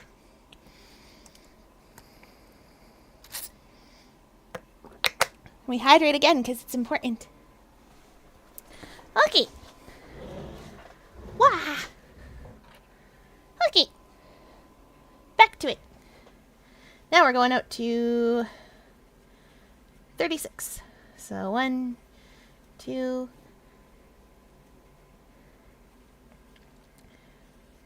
3, 4, and then an increase. Most crochet patterns, especially amigurumi, are worked in multiples of 6 like this. You'll find ones that aren't, but generally speaking, that's the standard. 2, 3, 4, 5, 6. Sometimes you'll find one worked in multiples of 8, which is fairly common. 1, 2, 3, 4. Yes. 5, 6. But generally speaking, they're going to be worked in multiples of 6 like this. So you'll start with either 6 or 12 on the hook, or on the foundation. 2, 3, 4, 5, 6. Yeah. 1, 2, 3, 4, 5, 6. Now, the thing about that means that, generally speaking, it looks orby enough to us when we stuff it and make it pretty and all that. But it does mean that some crochet patterns have a tendency to start coming out as hexagons, like clearly defined. Like you can see it sort of starting here. There is a way There is a way to do that without that happening. It's, eh,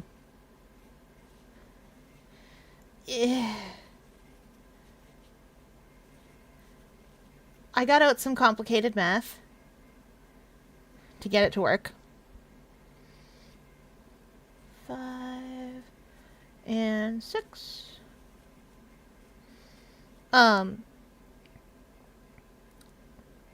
Like, you had to start getting into, like, to calculating sort of, I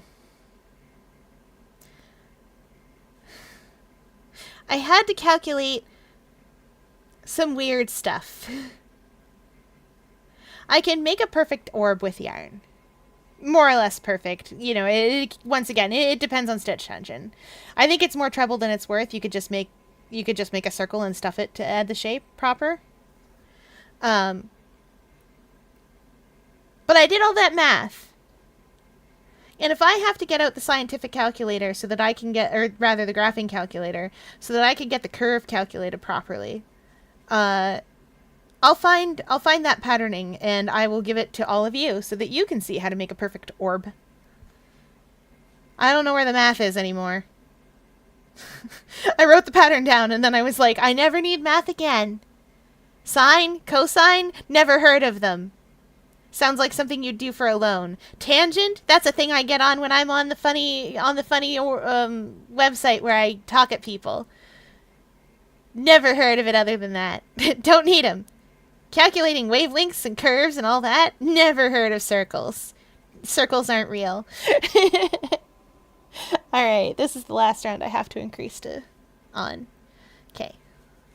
1, 2, 3, 4, 5,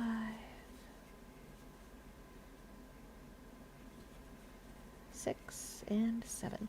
If this were a larger piece, like if this were different yarn, you'd be able to really clearly see that the increase is right there, and that it's the second stitch of the increase that I'm putting the next increase in. It's hard to see it on this yarn because it's big and fluffy and it covers itself up really well. But trust me that that's what's going on.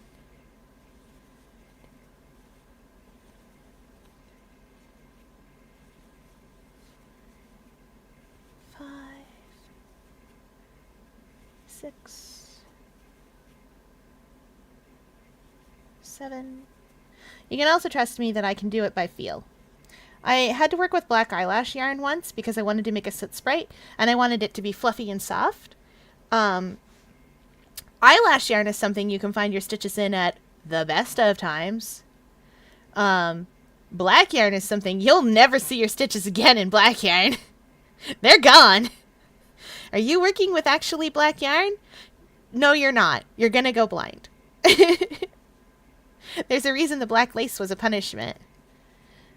2, 3, 4, 5, 6, 7. Anyway, black eyelash yarn means stitches? Good luck. 1, 2, 3, 4, 5,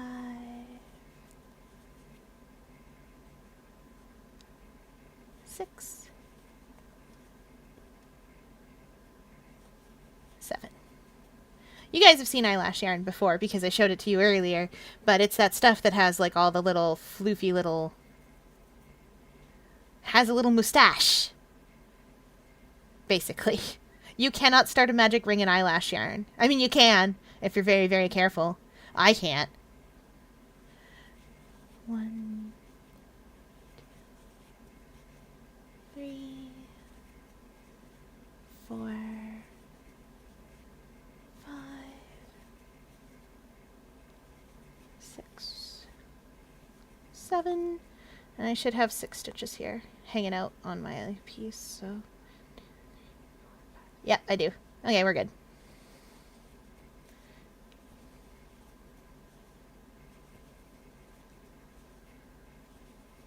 My goal is to have this all done, at least the bunny part all done for you at the end of stream. And then next week, if you guys want more crochet, and who knows, maybe you do, maybe I do, who knows? Next week, if you guys decide you want more crochet, I will do more crochet with you, and we'll make little accessories for the bun bun. I am going on a tangent. I wandered off. I got things to do. Oh, that is so satisfying. I forgot. The other reason I like center feeders is because they have this satisfying middle part. Like, that will stay like that. Yeah, this bunny comes with a whole bunch of accessories. There's like a little tulip hat. There's a little raincoat. There's little overalls. There's little leaf accessories. So you can put a little like, you have a little farmer bunny chewing like on their little leaf. Oh, it's so precious, you guys. Don't even know. There's a little dress. What else was there? There's so many things. There's like 9 or 10 different, there's little boots. I'm going to scroll down a little bit. Yeah, okay. There's a little tulip hat. There's little bows. There's little leafy things. There's a sweater, a dress, little boots, overalls, and a little raincoat. I will make the sweater for y'all, because that's what I have the best sort of yarn for. But bunny can have accessories. It's true. So my mom used to, and still does, make like sew things. And sew up dolls and stuff. When I was little, my mom used to sew bunnies off a bunny pattern, and they fit in Cabbage Patch Kids. Cabbage Patch. Let's try that again. Let's munch on those non-existent words that don't work. And try this one more time. Cabbage Patch Kids. There we go. Cabbage Patch Kid clothing fit them. So Mom would make clothing for them, which incidentally fit Cabbage Patch Kids, which were a big thing at the time. And so, like, there were always a lot of, like, cute stuffed bunnies. Oh, they were very fluffy. This is where I am, right? Yeah, I'm up to 42. Rounds 8 through 13. Oh, boy, that's a lot of rounds. 8, 9, 10, 11, 12. That's 6 rounds. Okay, this is round 1 of 6. So I'm just carrying on the proud tradition of making a bunny that also has clothes, though.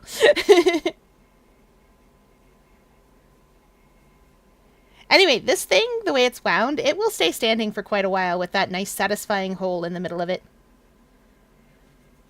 That makes me happy. Unless I crush it, and I won't.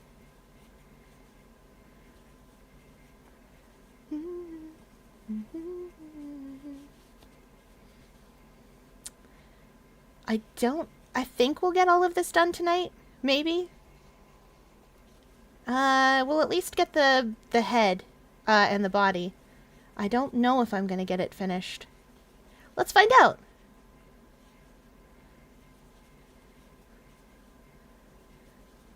It's the sewing that'll take me time.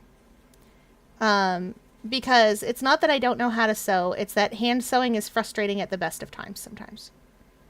Is that the next stitch? Should be. Hopefully. Yeah, it is.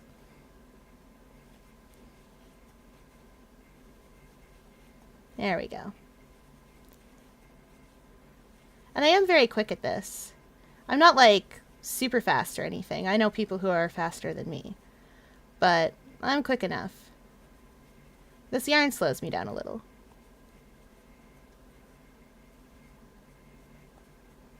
But that's okay.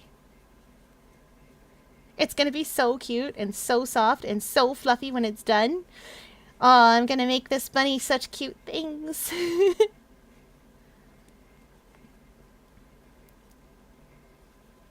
Next. Okay, that is round 1.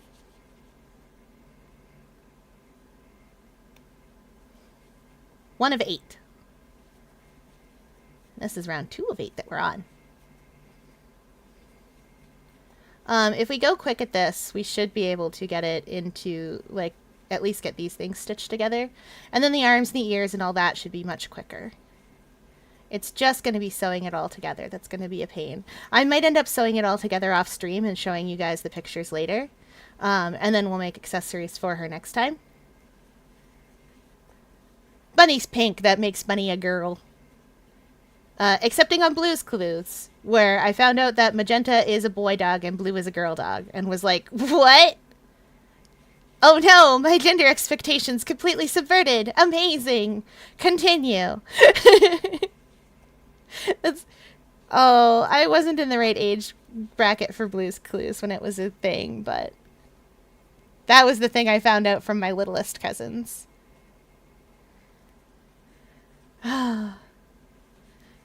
Was it true? Probably. I don't actually know. I just believed them.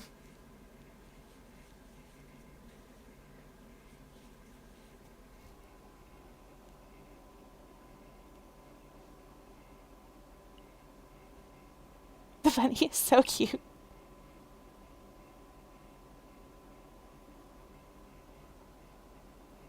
Oh, really? Okay, it is true. My cousins weren't lying to me.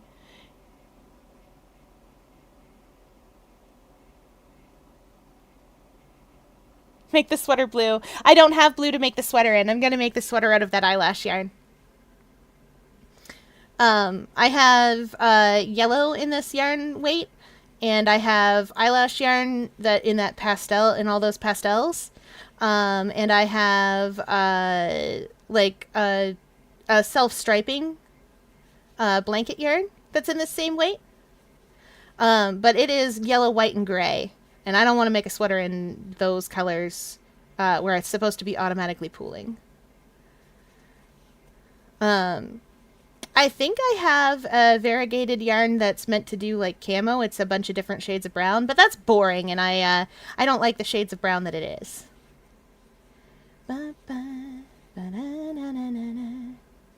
Uh-oh. No, that's the right spot. Okay. I had to feel around a little bit to make sure. This is harder to do with hands than tentacles, because tentacles, you got 8 tentacles and you can hold on to everything. Okay, that's round 2 complete.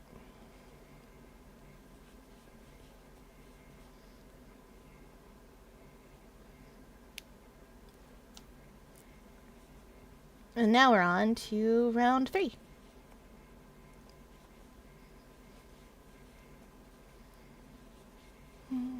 Nah, I'll just sew as I go. I know me. If I make all these parts, I won't sew them together unless you guys are watching. I'll just set them aside and be like, I'll sew them together someday. And then that day will never come. Oh. I know this about me because I was supposed to have a bunch of Eevees to go to a craft fair, so I made all the pieces for those little Eevees that I wanted to make, and then I never stitched them together. I mean, I did later, much, much later, but, like, past the date that I was supposed to. Because I just didn't feel like sewing. Aww.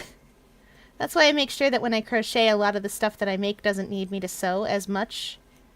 I don't mind sewing little details on, but I get bored sewing larger things together. Because you can't use a machine for this. Like, how would you thread this into a machine? You wouldn't. You have to hand sew it. And I can hand sew, and it's pretty zen, but it takes a long time. For me, anyway, because I'm not practiced at it because I get bored doing it.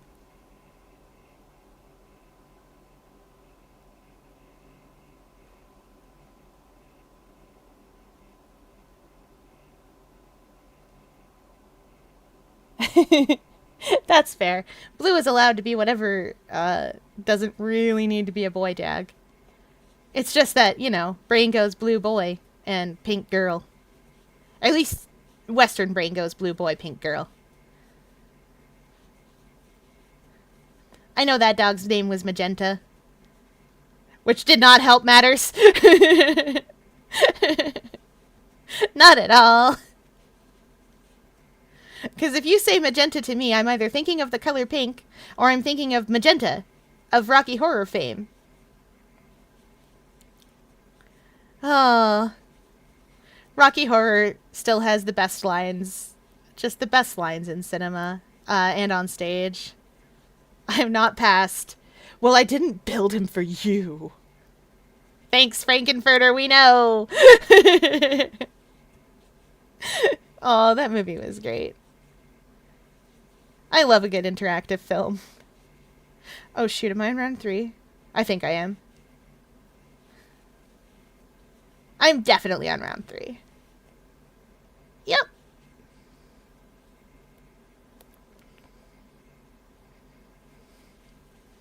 Wait, hold on. I can see my increases. I can see my increases, so I'll know where I am. Get in there. That's an increase.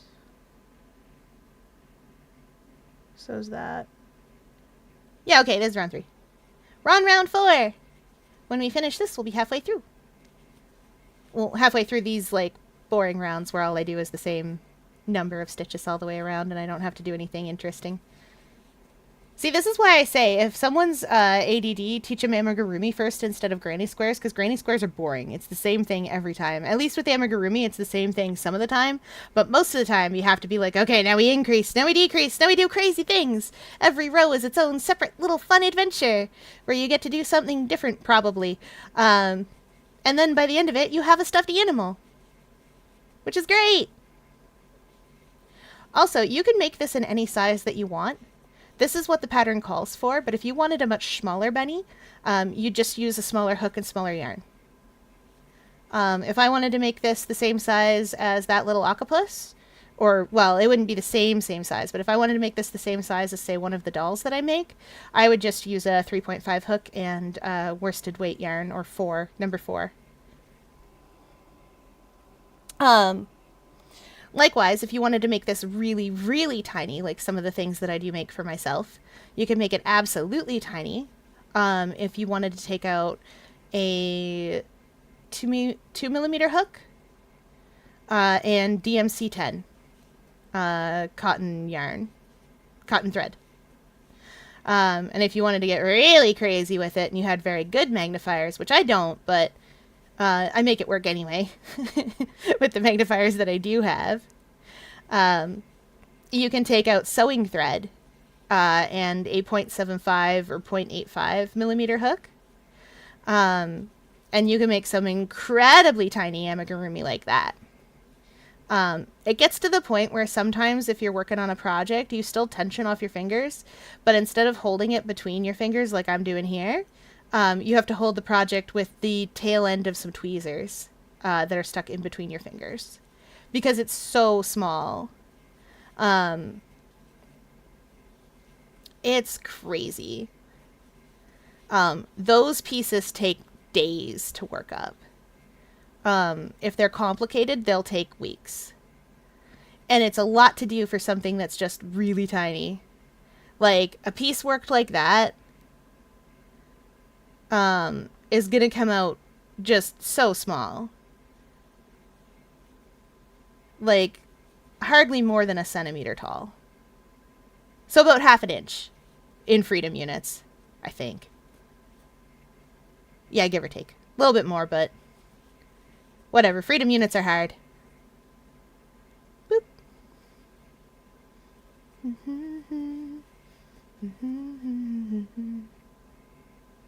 There we go. Alright, that was round 4. We are halfway through this stuff. We're gonna make it, y'all. We're gonna make it, chat. It's only 11 o'clock. We got time. And if we don't cut time, we'll finish this next time.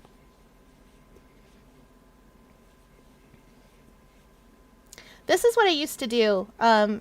So back when I worked at the business factory where we made numbers, what I would do in between calls, because it's not like we were call all the time, and that was fine. What I would do in between calls, because it wasn't bothering anybody, it was quiet, is I'd have this stuff out on my desk. And I'd just be working away at it. And, you know, it's 8 hours a day hanging out at a desk. You're going to get something fun out of it. And I used to make like $1 a day for it. I mean, it depended on how busy we are. Sometimes we'd get really busy and I wouldn't be able to do much of anything. And sometimes it'd be so dead that I'd make like $2 in one go.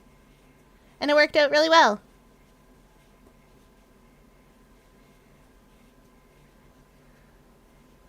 I ended up doing a lot of craft fairs that way.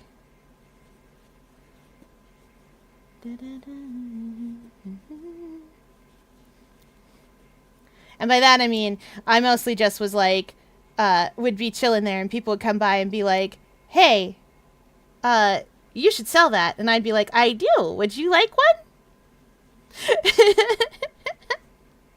I make them to order. It was really silly. But it was also a lot of fun. That's also how I learned to charge half up front. Somebody commissioned me once and then got cold feet about how much I asked for my commission and was like, can't you lower the amount? You've already made the thing. And I was like, yeah, I have. Yeah, can't you lower the amount? No. But, no. They got really upset when I wouldn't lower the amount that I charged for them. But, like, I'm not gonna. It's never happening. They can pay me for it or they can not. And if they don't get the thing they ordered. That's how I learned to charge half up front so that people would actually pay me. Especially for large projects.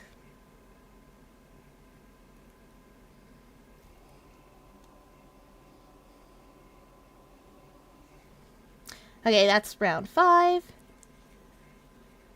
Here we are on round 6. We're almost there. We need 8 rounds of this. It's going to be a very big bunny hit indeed.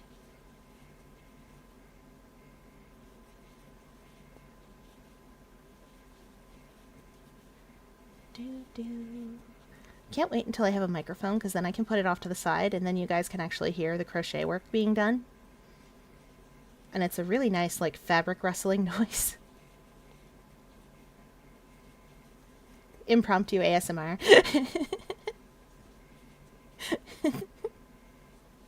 This current mic won't pick it up, but I can absolutely give you guys some impromptu ASMR with the new one. Just whispering in there.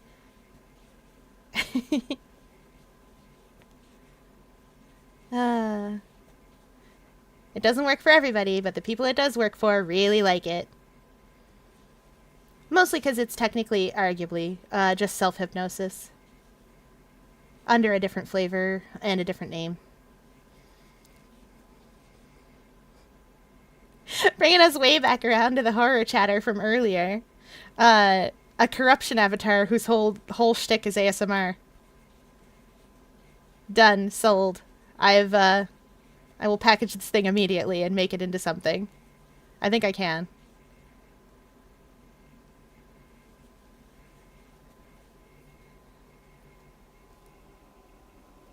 Welcome in, Skull Teller TV. We're crocheting tonight because chat asked me to. We're making a bunny this evening. It's going to be a little lop-eared bunny. This is the body. This will be the head. At some point.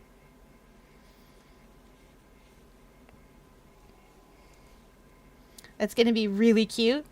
I don't know if I'm going to get it finished in time. If I don't, we'll go again next week and see if we can finish it up. This bunny also has little accessories to be made for it. I'm going to make him. I'm going to make her a little raincoat and a little sweater. Chad has requested the little sweater first.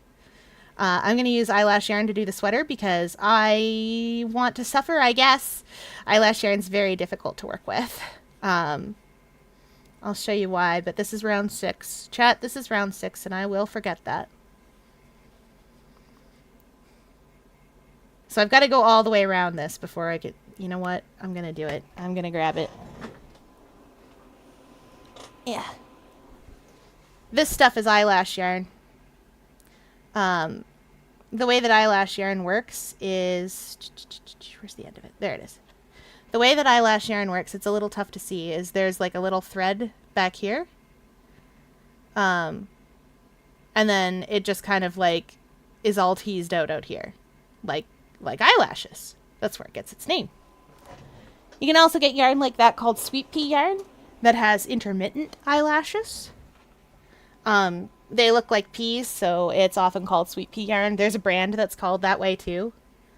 Or I think it's not a brand, rather, but there is one of them's actually labeled that way. Like if you search for it, you'll find it. It's not the most fun to work with. Anyway, this is round 7. We're almost there. One more round after this. It's not the most fun to work with. I did it once. But I put it to a hand loom instead because I got tired of it. So I ended up just spool knitting it effectively. Technically, I am still working on that. On finishing it up. I worked through one ball of it and I was like, oh, this is great. And then I started to work through the second ball of it and was like, oh no. This is fine and all, but I thought it was too short. Now I'm like, maybe it's too long, but there's not that much of this yarn left, and if I don't work it into this, I'm never going to work with it again because it's frustrating. So, I'm sort of in that position. Like, you know how if you have a whip piece and you're just like, oh, I'm not happy with how this is coming out, and then you just look at it and go, I could fix it. Or, then you just set it aside again. As one does. That's what I do. Alright. We are zooming. I don't know what I'm going to play on Friday nights. Like, I'm glad to crochet for all of you if that's what you want. But I am primarily a video game channel. The reason we're making a bunny tonight is because Springfest was announced. And Fry deserves a win. That poor thing. It's been so long. She hadn't had a win yet. I mean, she's got one, right? Like, she won one here, and she won, like, 1 or 2 in Japan, I think is how it works. She's got so few. The poor thing. Even Big Man has more wins than Fry.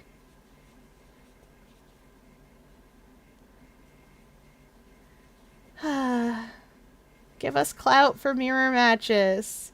That's literally the solution. They won't do it, though. They'd be too afraid of match trading.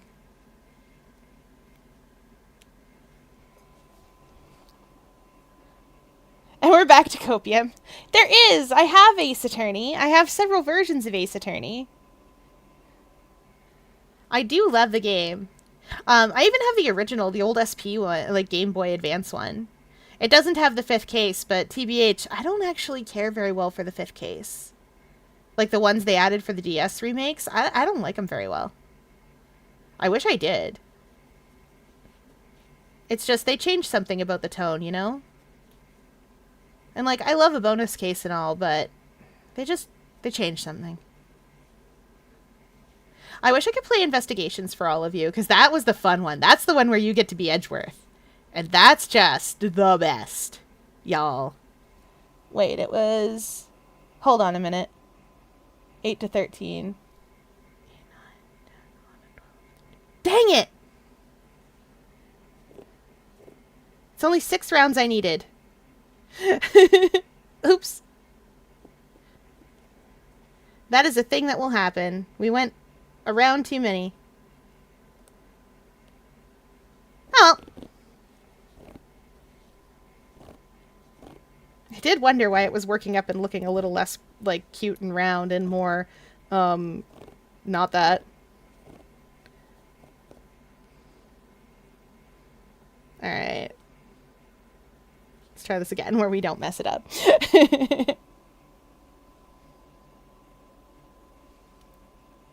Okay, we got a decrease down to 24. That's what we're doing now.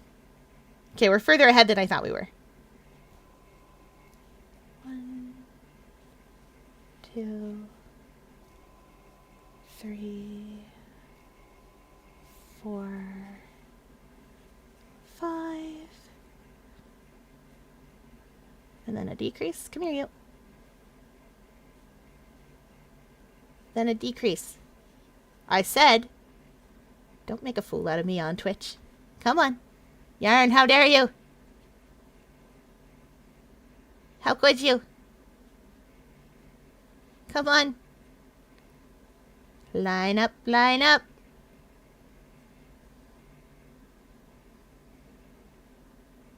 Don't make me. You made me do the thing.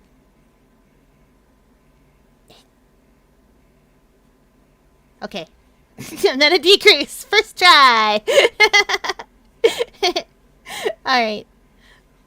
1, 2, 3, 4, 5. Whoops. Come on. Come on. Why are you being so difficult? Okay, and then a decrease. Okay. 2, 3, 4, 5.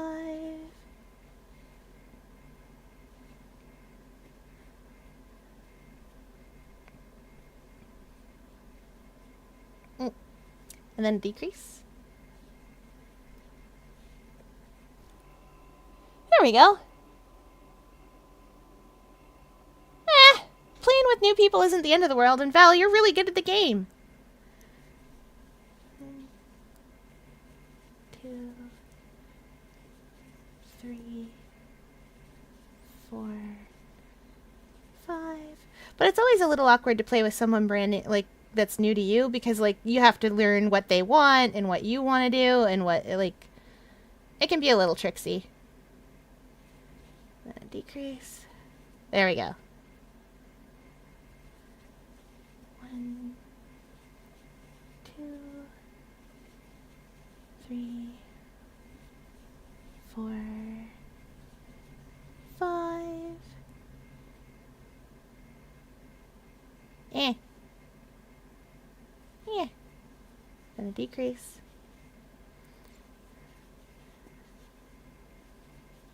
2, 3. Come on. 4, 5. Then a decrease. Also, I will say, of the Ace Attorney games, I do like the originals very well. Come on, decrease, work out. Work with me here. There we go.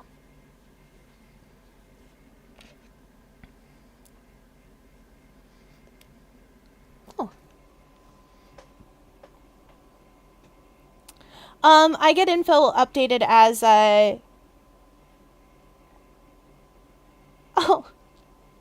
Val, you're allowed to pick up the rain as a frontline. You're a zap. As soon as your cooler's out, it doesn't matter. Off you go. Yes, and playing with brand new players is great because they're like still with player Splatlandian youth, and it's super exciting to get them that first win and be like, this is what it could be like for you, but all the time. The TTRPG is in playtesting, as far as I know, give or take. No, I think it's still in, like, they're still doing the edits for the book. But it is coming along. I get updates as part of the Kickstarter. So, I suppose they put them on the website too. So, 2, 3, 4. Trust me, when it comes out, you will know about it because I will be the first person going, guys, guess what we're doing today? And it's going to be very exciting for me personally. Come on now. Behave yourselves, Yarn. Yarn! Yep. You better behave yourself. Okay. 1, 2, 3, 4. Oh yeah, speaking of originals, I'm going to play the original Fire Emblem on Wednesday. I have a patch to translate it to English, because it is in Japanese. And I do not read Japanese good enough for Fire Emblem. 1, 2, 3, 4.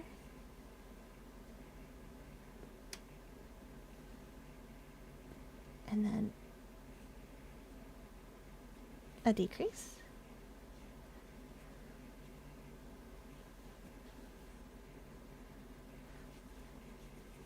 1, 2, 3, Oh boy. Come here, you. Then a decrease. Up.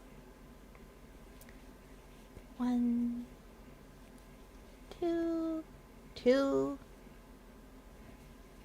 3, 4, and a decrease.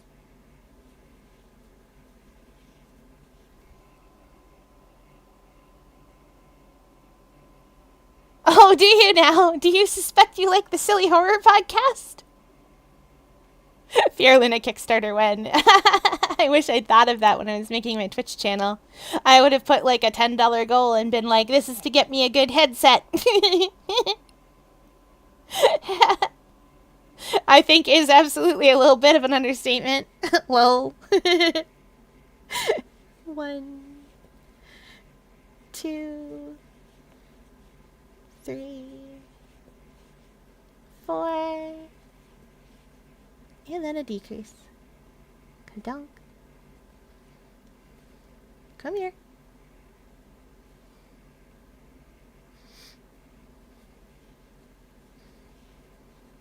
Well, I'm glad to get you into the Silly Horror Podcast anyway, because I really like it, and I'm always willing to get more people into nice things.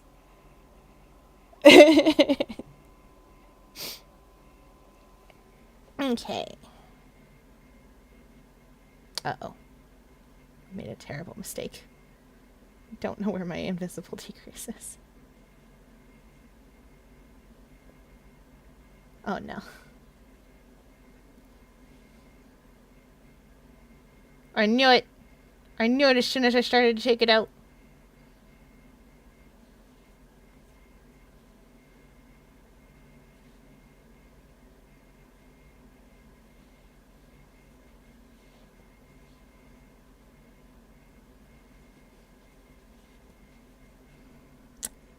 There, fixed it.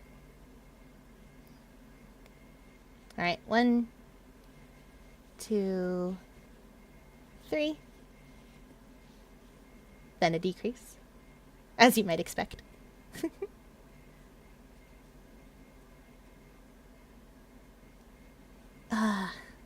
We call them lessons because they lesson each day. Oh. 2,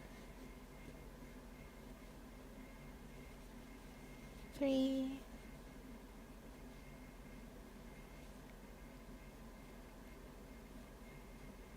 Decrease.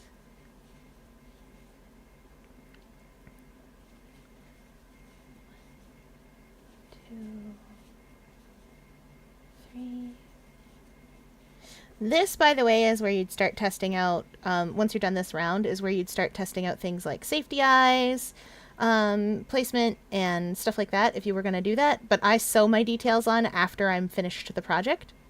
Would you kindly get on there? There we go. And then a decrease. So I'm not going to do that because, like I said, I sew my stuff on after. 2, 3, and then a decrease. I find it. Decrease? Would you kindly? Come on now. Come on. Come on. There we go. There we go. Yeah. Since I sew my stuff on after, it can help me cover up things like misaligning my work when I'm stitching.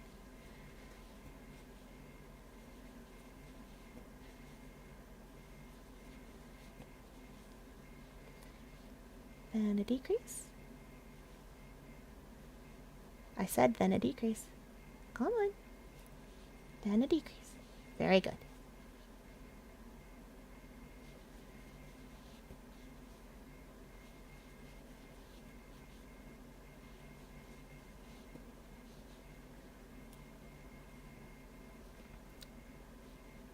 And then a decrease.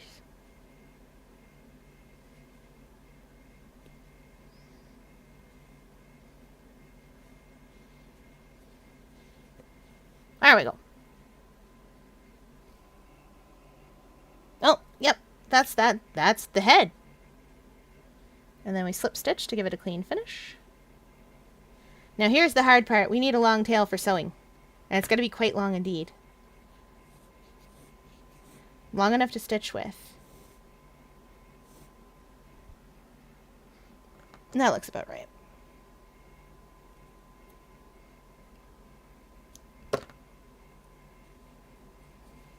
If it's not right, then I won't have enough to stitch with, and I'll be very sad indeed. Oh, welcome in, Hearts for Briley. I'm making a rabbit. It is Springfest in Splatoon, which is a game I regularly play here. Or it will be Springfest soon. So I'm making a bunny rabbit. Springfest is themed up pink. So here we are, making a pink bunny. Or at least that team is themed up pink. It is a competitive game, so it is bunnies versus chicks versus bear cubs. For who's the cutest? Or the fluffiest? I don't remember what the exact question was, but it doesn't matter because the answer is bunny. The answer is Bun Bun. This bunny also has accessories as part of the pattern. Normally, I make my own patterns, but this one is one that I'm testing. It is by, golly. Let me scroll. It's by the Stitch Studio CA.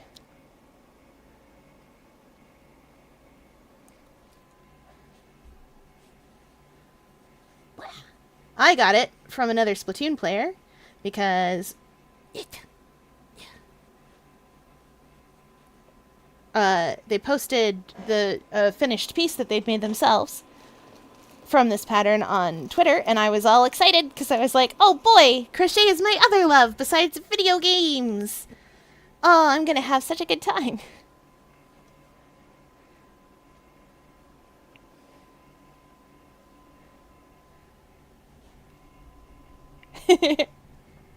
Let's see. No, this head needs to be stuffed quite a bit more. It needs a lot more shape. Oh boy. I have a 64-ounce bag of stuffing, and I am gonna need... I only just opened it, and I'm already like, uh-oh. Are we gonna have enough for a bunny this size?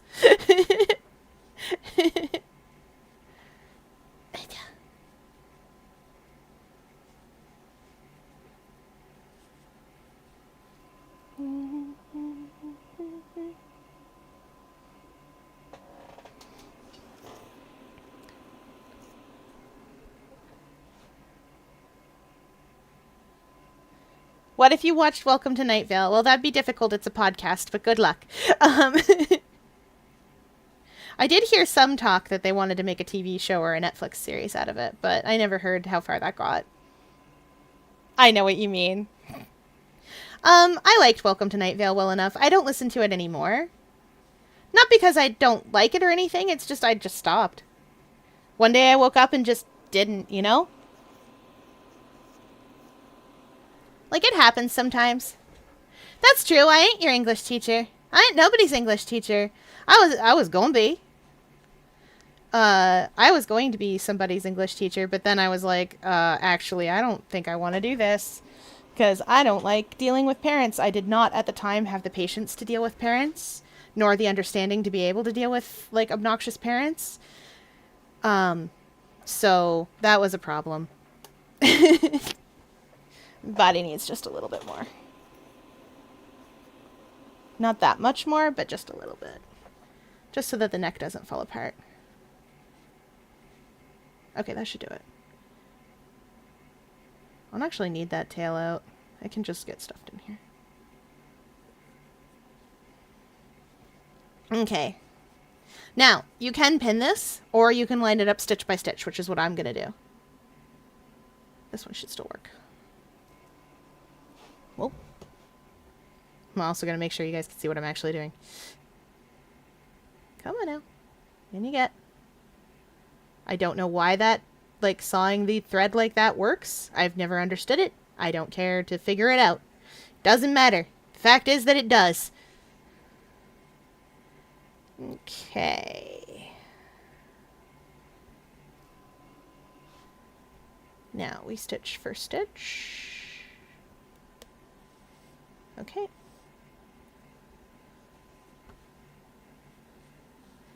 I tend to whip stitch my projects together. Oops, I think I stitched around the wrong side. Nah, it's fine. Come here, you. Because I find it easier to line the stitches up to doing it this way.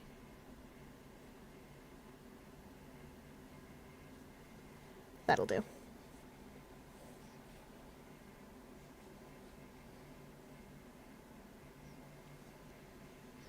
This would be easier with a button needle. I normally come around the other side. I don't know why I didn't today. Wait, I can fix that. Ha ha! Ho ho, I'm clever today.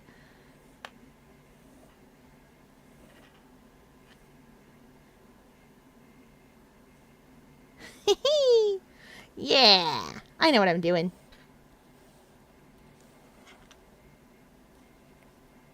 Okay, let's try this again.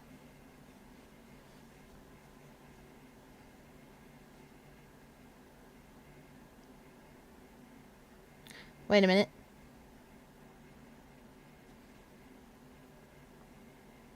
Ah, I'd have to stitch back in here, I think. No, I did it right the first time.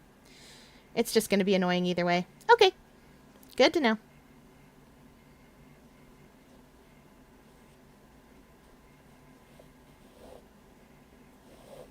Well, we'll manage. I'm decent with stitching, so. I know what it is. I know immediately what's going on. Been a long time since I've had to stitch a head to a body. I know what I'm doing wrong.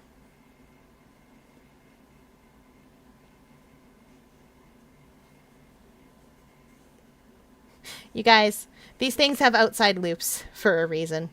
It's so that I don't have to do what I was doing. Yeah. It'll also look a little bit more seamless when I do this. There's another way I could do it, but it would require a lot more yarn. Where you first stitch the inside loops together and then the outside ones. But I normally only do that if I'm making like clothing or something. Okay, that's the slip stitch, so it's this stitch here that I need. There, that way it stays on the outside. And I don't have to get fancy with it.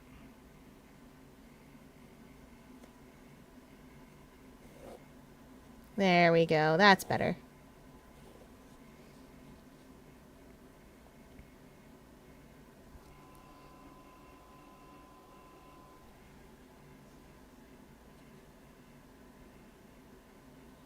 I feel like maybe if I'd gone into teaching a little later, it would have been okay.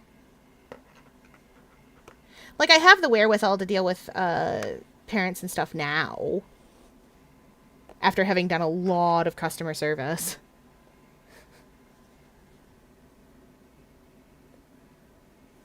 But at the time, I just did not have the patience for dealing with, you know, everybody's got that one kid in class who you're like, why? How is this happening? Why are they like this? And then you meet the parents and you're like, oh, never mind, I figured it out. Oh. I did tell you guys this would be the longest and most annoying part for me to do, so.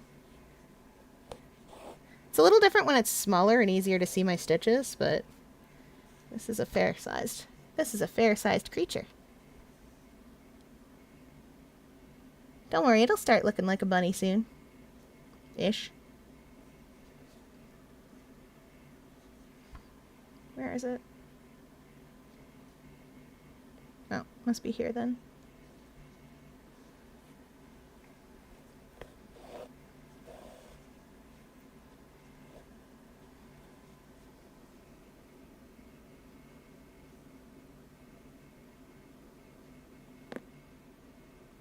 I felt that. Little click out of 1. I'm no lockpicking lawyer, but you know what? I felt that.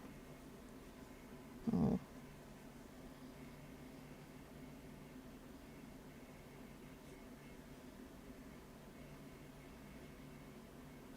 Okay.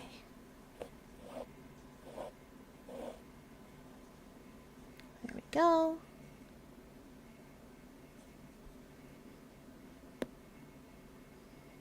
You next.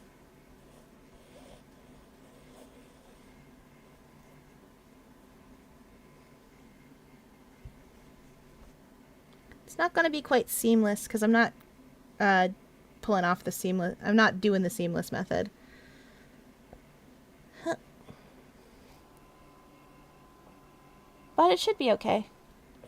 Yeah, like you all know that one kid who you're like, how do you get away with any of this? What is with you? And then you meet the parents and you're like, oh, figured it out.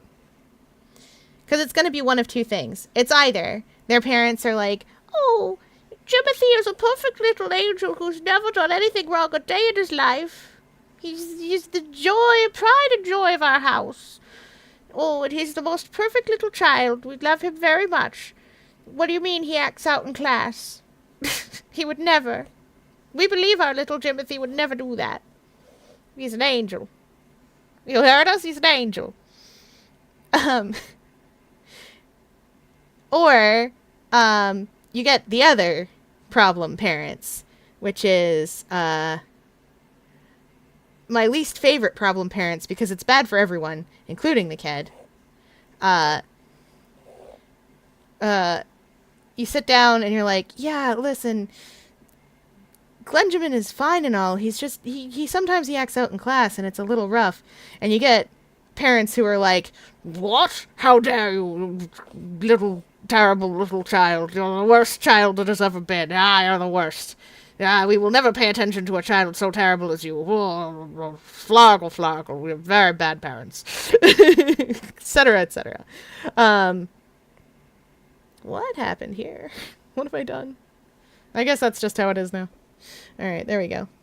And, neither of those kids is going to have a good time. One of them is going to be shocked to find out what consequences are. And the other one is going to be shocked to find out that sometimes there aren't consequences. And that's bad for everybody. Oh, there we go.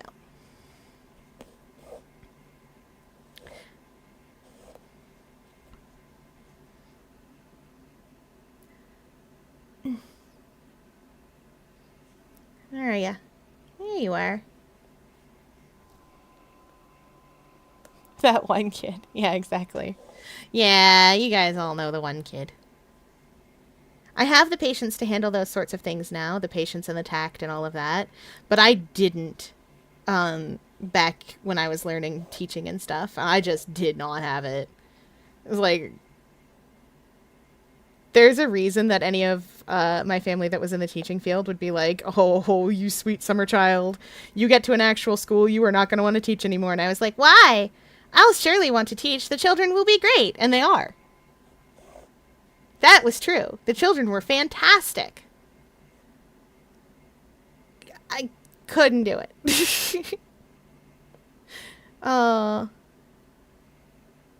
I loved it because I get to give people I got to give creative writing assignments, and I gave clear marking stuff where it's like, I'm not going to mark you on your creativity. I can't grade you on that. Creativity is something that, all of you have. If I give you a creativity mark, it's going to be 5 out of 5 or whatever. That's just free points. So I'm going to mark you on things that we're learning, like spelling and grammar.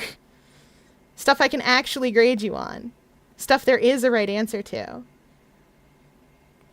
That's what we're going to do. Yeah, there we go. And it was great.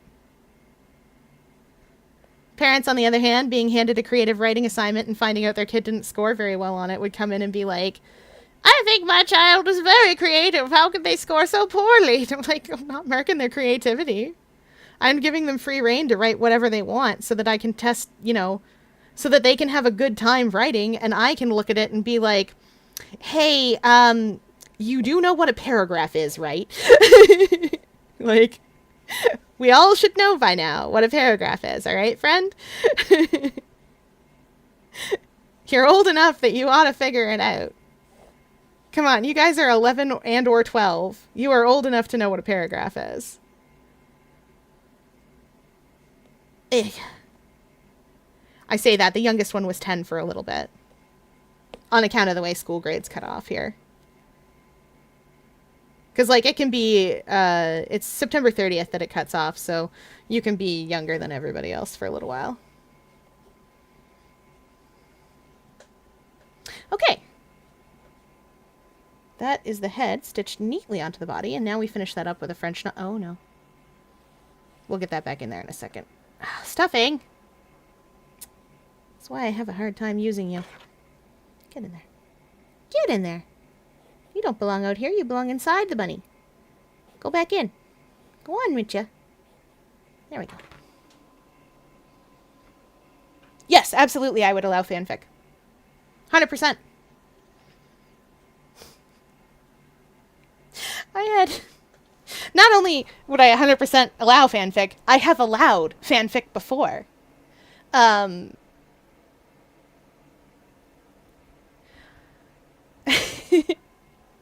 Like, it's creative writing. You can write whatever you want. Like, consider the classics for just a moment.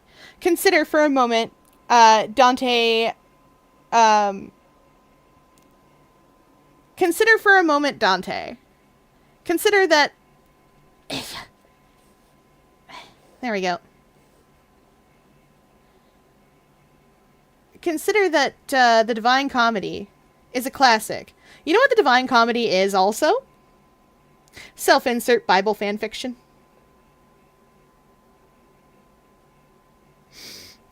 I'm not wrong. I don't think I'm wrong. Because I'm not. He even goes out of his way to ship himself with Beatrice, a girl he knows IRL and met like twice.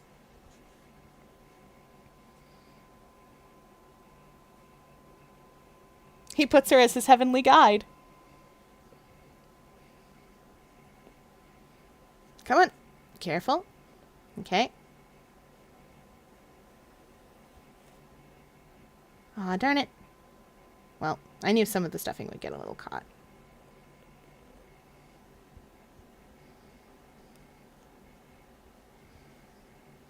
Okay. Let me pull that out just to make sure that everything's copacetic. Good. We get a nice good French knot. Snip that. That gets shoved back in there. Okay. That'll sew down. Don't worry. When we put the ears on, that'll sew down.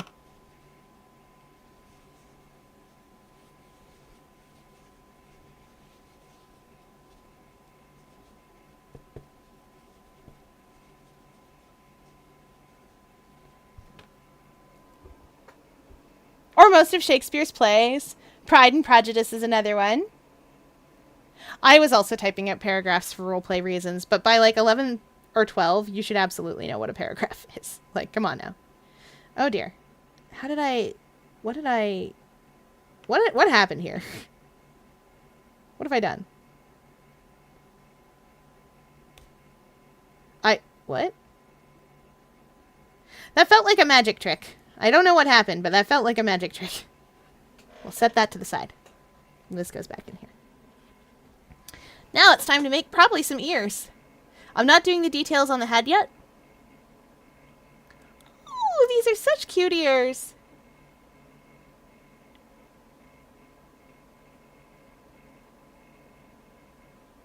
Oh, the arms are flat. Stuff lightly. Okay, good. Shakespeare's tragedies always find a way to kill everyone. The comedies don't.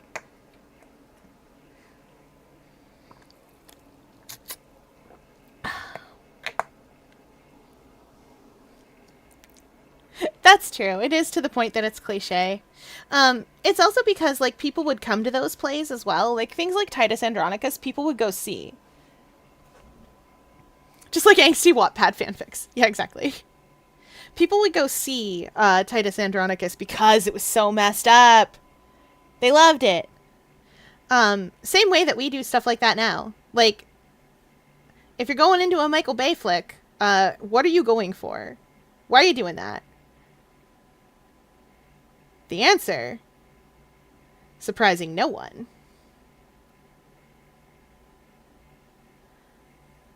Yeah, there we go. The answer, surprising no one, is you're going in for explosions.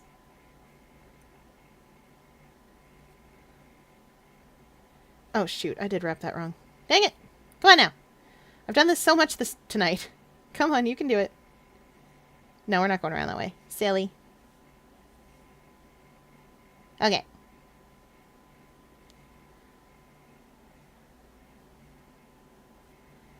Now we gotta make sure this is Varloose.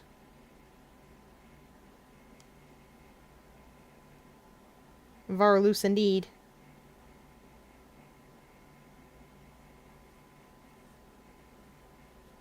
One. Two. Ah! Come on. 3. 4. 5. And that'll be 6. Okay, did we make it loose enough? Come on. Oh. Come on. Yeah! We did it. Okay. It is. It's for the explosions. Alright. No! Oh no! What do I need? Wow, these ears are huge! I am going to be playing Yarn Chicken. These ears are bigger than the arms. Oh boy. This is going to be so cute. That's how it is. 2. Oh, I forgot to tuck the tail. It doesn't matter. 3. 4. 5. 6. 7. 8. 9. 10. 11. 12. There we go. Come back here. I actually do need the stitch marker now. I mean, I don't technically, but blowing stuff up is a fine form of art. In a controlled situation. Alright, we're going all the way up to 24 for the ears. They're going to be so big. What's going to happen here, I know I'm working in the round, but what's going to happen here is when this is done, it's going to get flattened down and sewed together at the bottom. Wait, am I doing this wrong? I'm doing this wrong. Realized it basically immediately. Which is good, because then I only have to undo like 1 or 2 stitches instead of the whole thing. Yeah, we're going out to 18 first. That's why I was too far around the circle.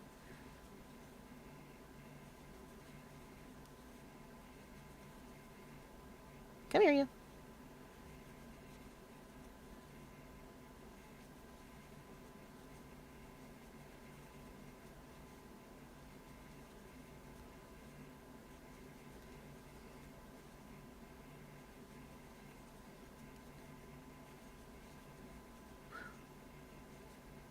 There we go. I'm glad these streams are comforting. I like doing it. And I like crochet a lot. And like I said, I do have to get a bunch of ornaments done.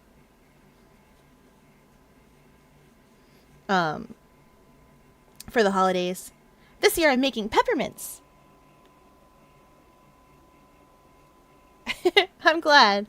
I'm making peppermints this year, for ornaments. They're very quick and easy.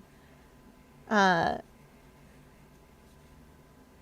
show you guys how it's done. It's super quick. It can be a little bit tedious. But, like, what's better when something's a little bit tedious than having people around to talk to? And occasionally being able to look over at chat and be like, yeah!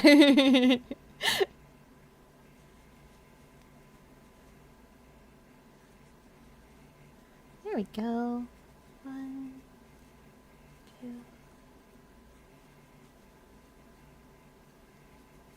3, 4. 1, 2. Oh, come back here. Come on. Whoop. Boop. 3, 4. 2.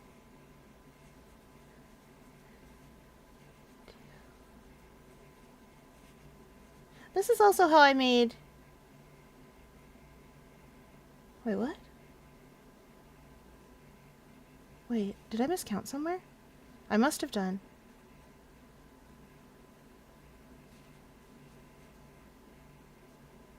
Uh-oh. I must have miscounted somewhere. Happens sometimes.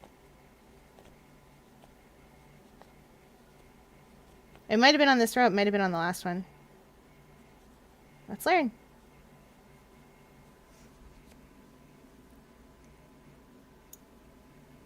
2, 3, 4, 5, 6, 7, 8, 9, 10, 11, 12, 13, 14, 15. There should be 18 stitches here.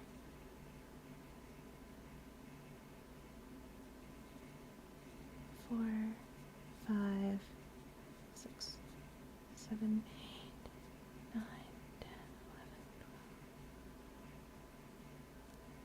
12. Wait, what? I miscounted on the row here. I don't know where. Figured it out.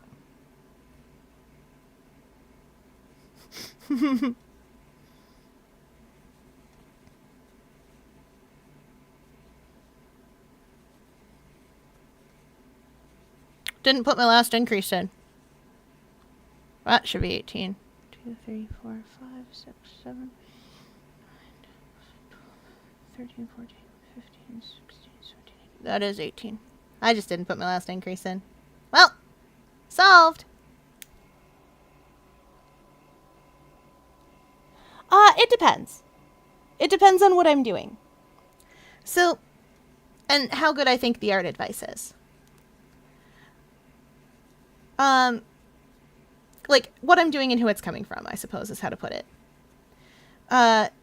If I'm doing something, like if I'm figure drawing or something, and just, like, sketching out a bunch of weird stuff, all at once so that I can get good at, like, quickly drawing figures, and somebody comes by and goes, huh, you know, you should do X, Y, and Z to make those human figures look better. And I look at them and go, oh, actually, that's not the point of this, this exercise. The point of this exercise is to do stuff very, very quickly and not have to worry about those sorts of things, because those sorts of things will come with time, but getting something down at all is the point of this exercise. And they'll be like, well, but you should do it right. And I go, no, literally the point of this exercise is to overcome that. Like, that's it. Literally just to make yourself draw. On the other hand, if somebody comes to me and goes like, hey, I see that you're working on a very big piece. It looks like you might be having a little trouble with the light shines. Where's your source of light? In a case like that, I'll be like, oh, yeah, it's supposed to be here. And if they're going to do things like go, yeah, you know, if your light source is there, get your ruler out and draw you a line and some angles. And those people are, like, generally speaking, know what they're doing with art. Those people aren't going to be mad about your figure drawing. But, like, when you have randoms who you know don't draw come by and be like, hey, you should do this. Frustrating. I get it. It comes from a place of care. It comes from a place of wanting to help. But at the same time, like, it's just kind of... like, you also don't know what you're talking about, friendo.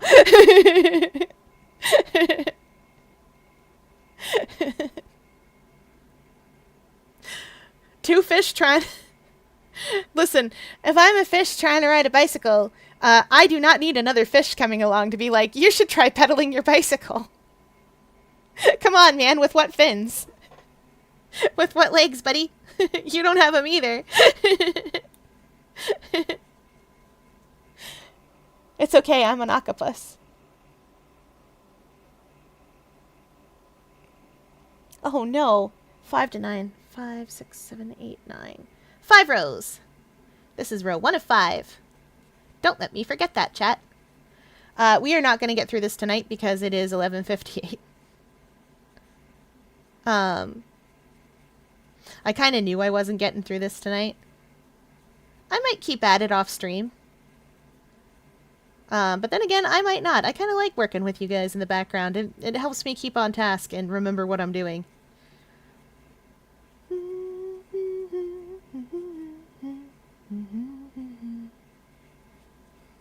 I know this is a little bit of a different thing that I'm doing, but here we are. What are the dates? What are the dates for Springfest? I didn't look. Do we know what weekend it is?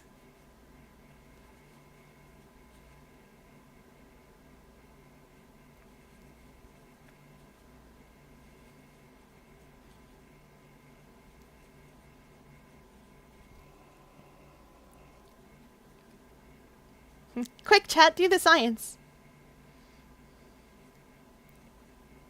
We'll make it a goal to have the, to have this done by then.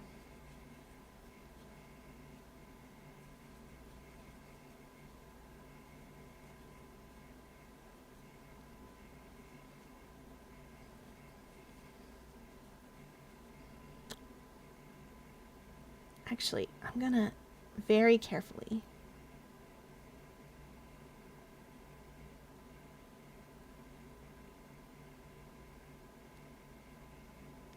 No, I'm not. I was going to try and mark that row, but this is round 1 of 5.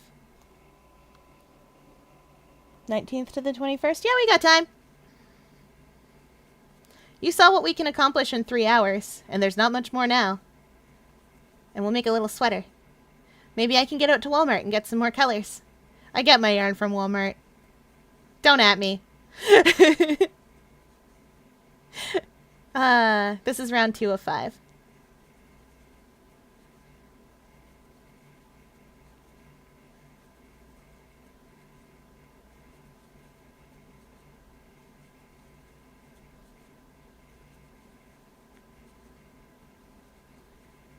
Okay.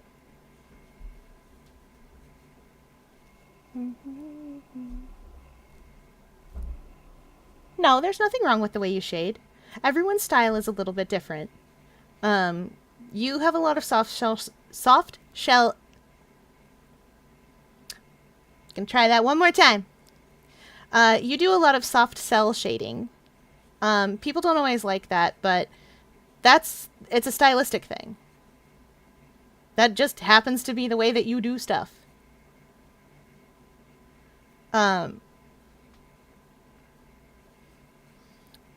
They can come by and be like, why don't you blend it out? Because you don't want to. That's why. That's it. That's the whole reason you don't. Because you don't want to. That's round 2 of 5. This is round 3 of 5. So here's the deal. I'm going to finish this ear so that I don't forget what I'm doing.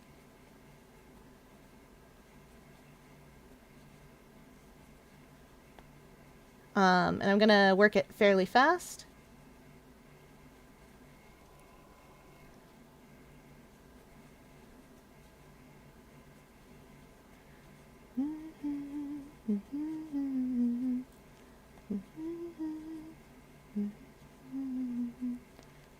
Or at least as fast as I can manage anyway.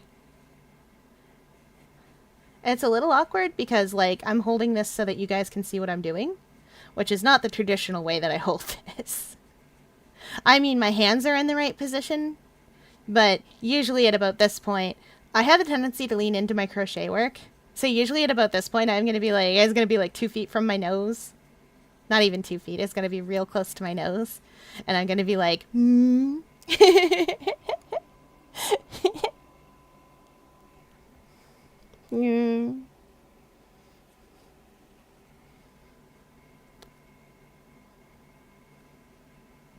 Anyway, that was 3 of 5. Wow. This is 4 of 5.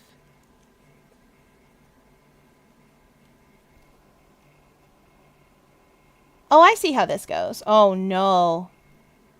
This ear is going to be much longer than I think it is. I'm going to finish these rounds.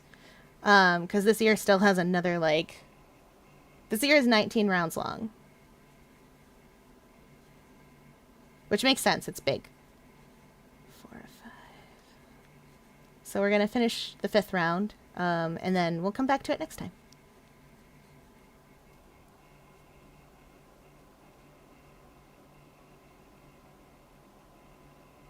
Val, your art is excellent. Some people just come along and hate for no reason because they're mad that you're doing a thing. Okay.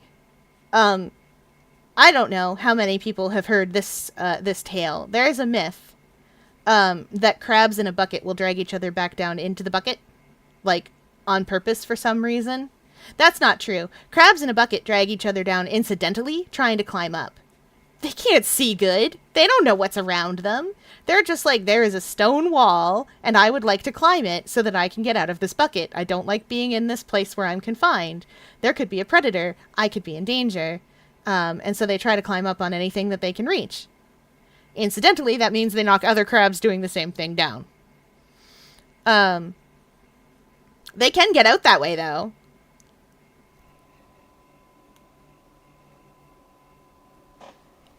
I love Stick Figure University. Anyway, this is the last round before we head on out. We're going to go on a little adventure. It's Friday night. You all know where we're going. Eh? Oh. Oh. Well, this yarn had to be spliced together by the machine. That's a weird knot. I hope it stays on the inside of the ear and not the outside of the ear. Teach you guys the magic knot someday. It's great. I haven't needed it yet because I haven't needed to add yarn onto anything that I'm working on. But if I ever do need it, by golly, I'll teach it to you.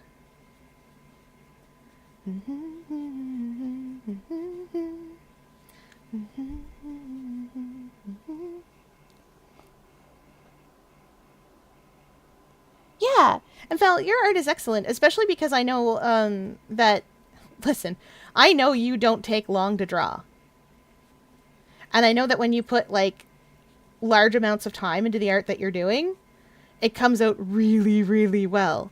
And part of the thing about art is that there's being really good at art, like being technically good, and there's being really fast. And if you're both of those things, then you're good at art. That's how it works. Like, I am, on a technical level, my crochet is very good. And on a speed level, it's decent. Okay, it's better than decent. I'm very fast at this. Here I am casually talking myself down a little bit. I'm very fast. Okay. So, here's what we're going to do. This ear is about halfway done. Look how big it's going to be. Like, it's going to be like that tall. Can you guys see that? You guys can't see that. It's going to be huge.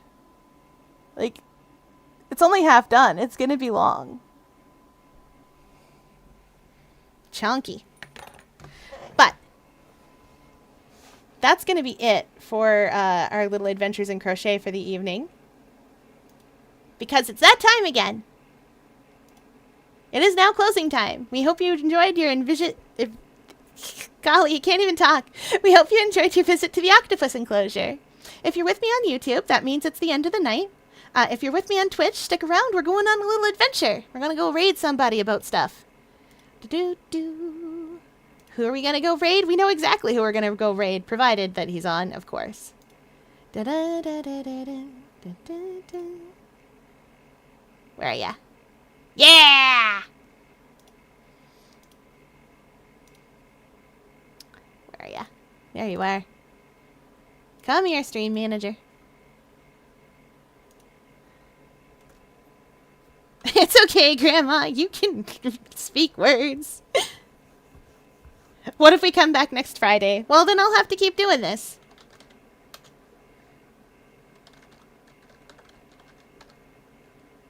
Adventure!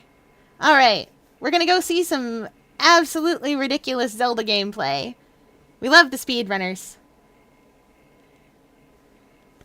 Alright. Yeah! Exactly! Alright, time for adventures!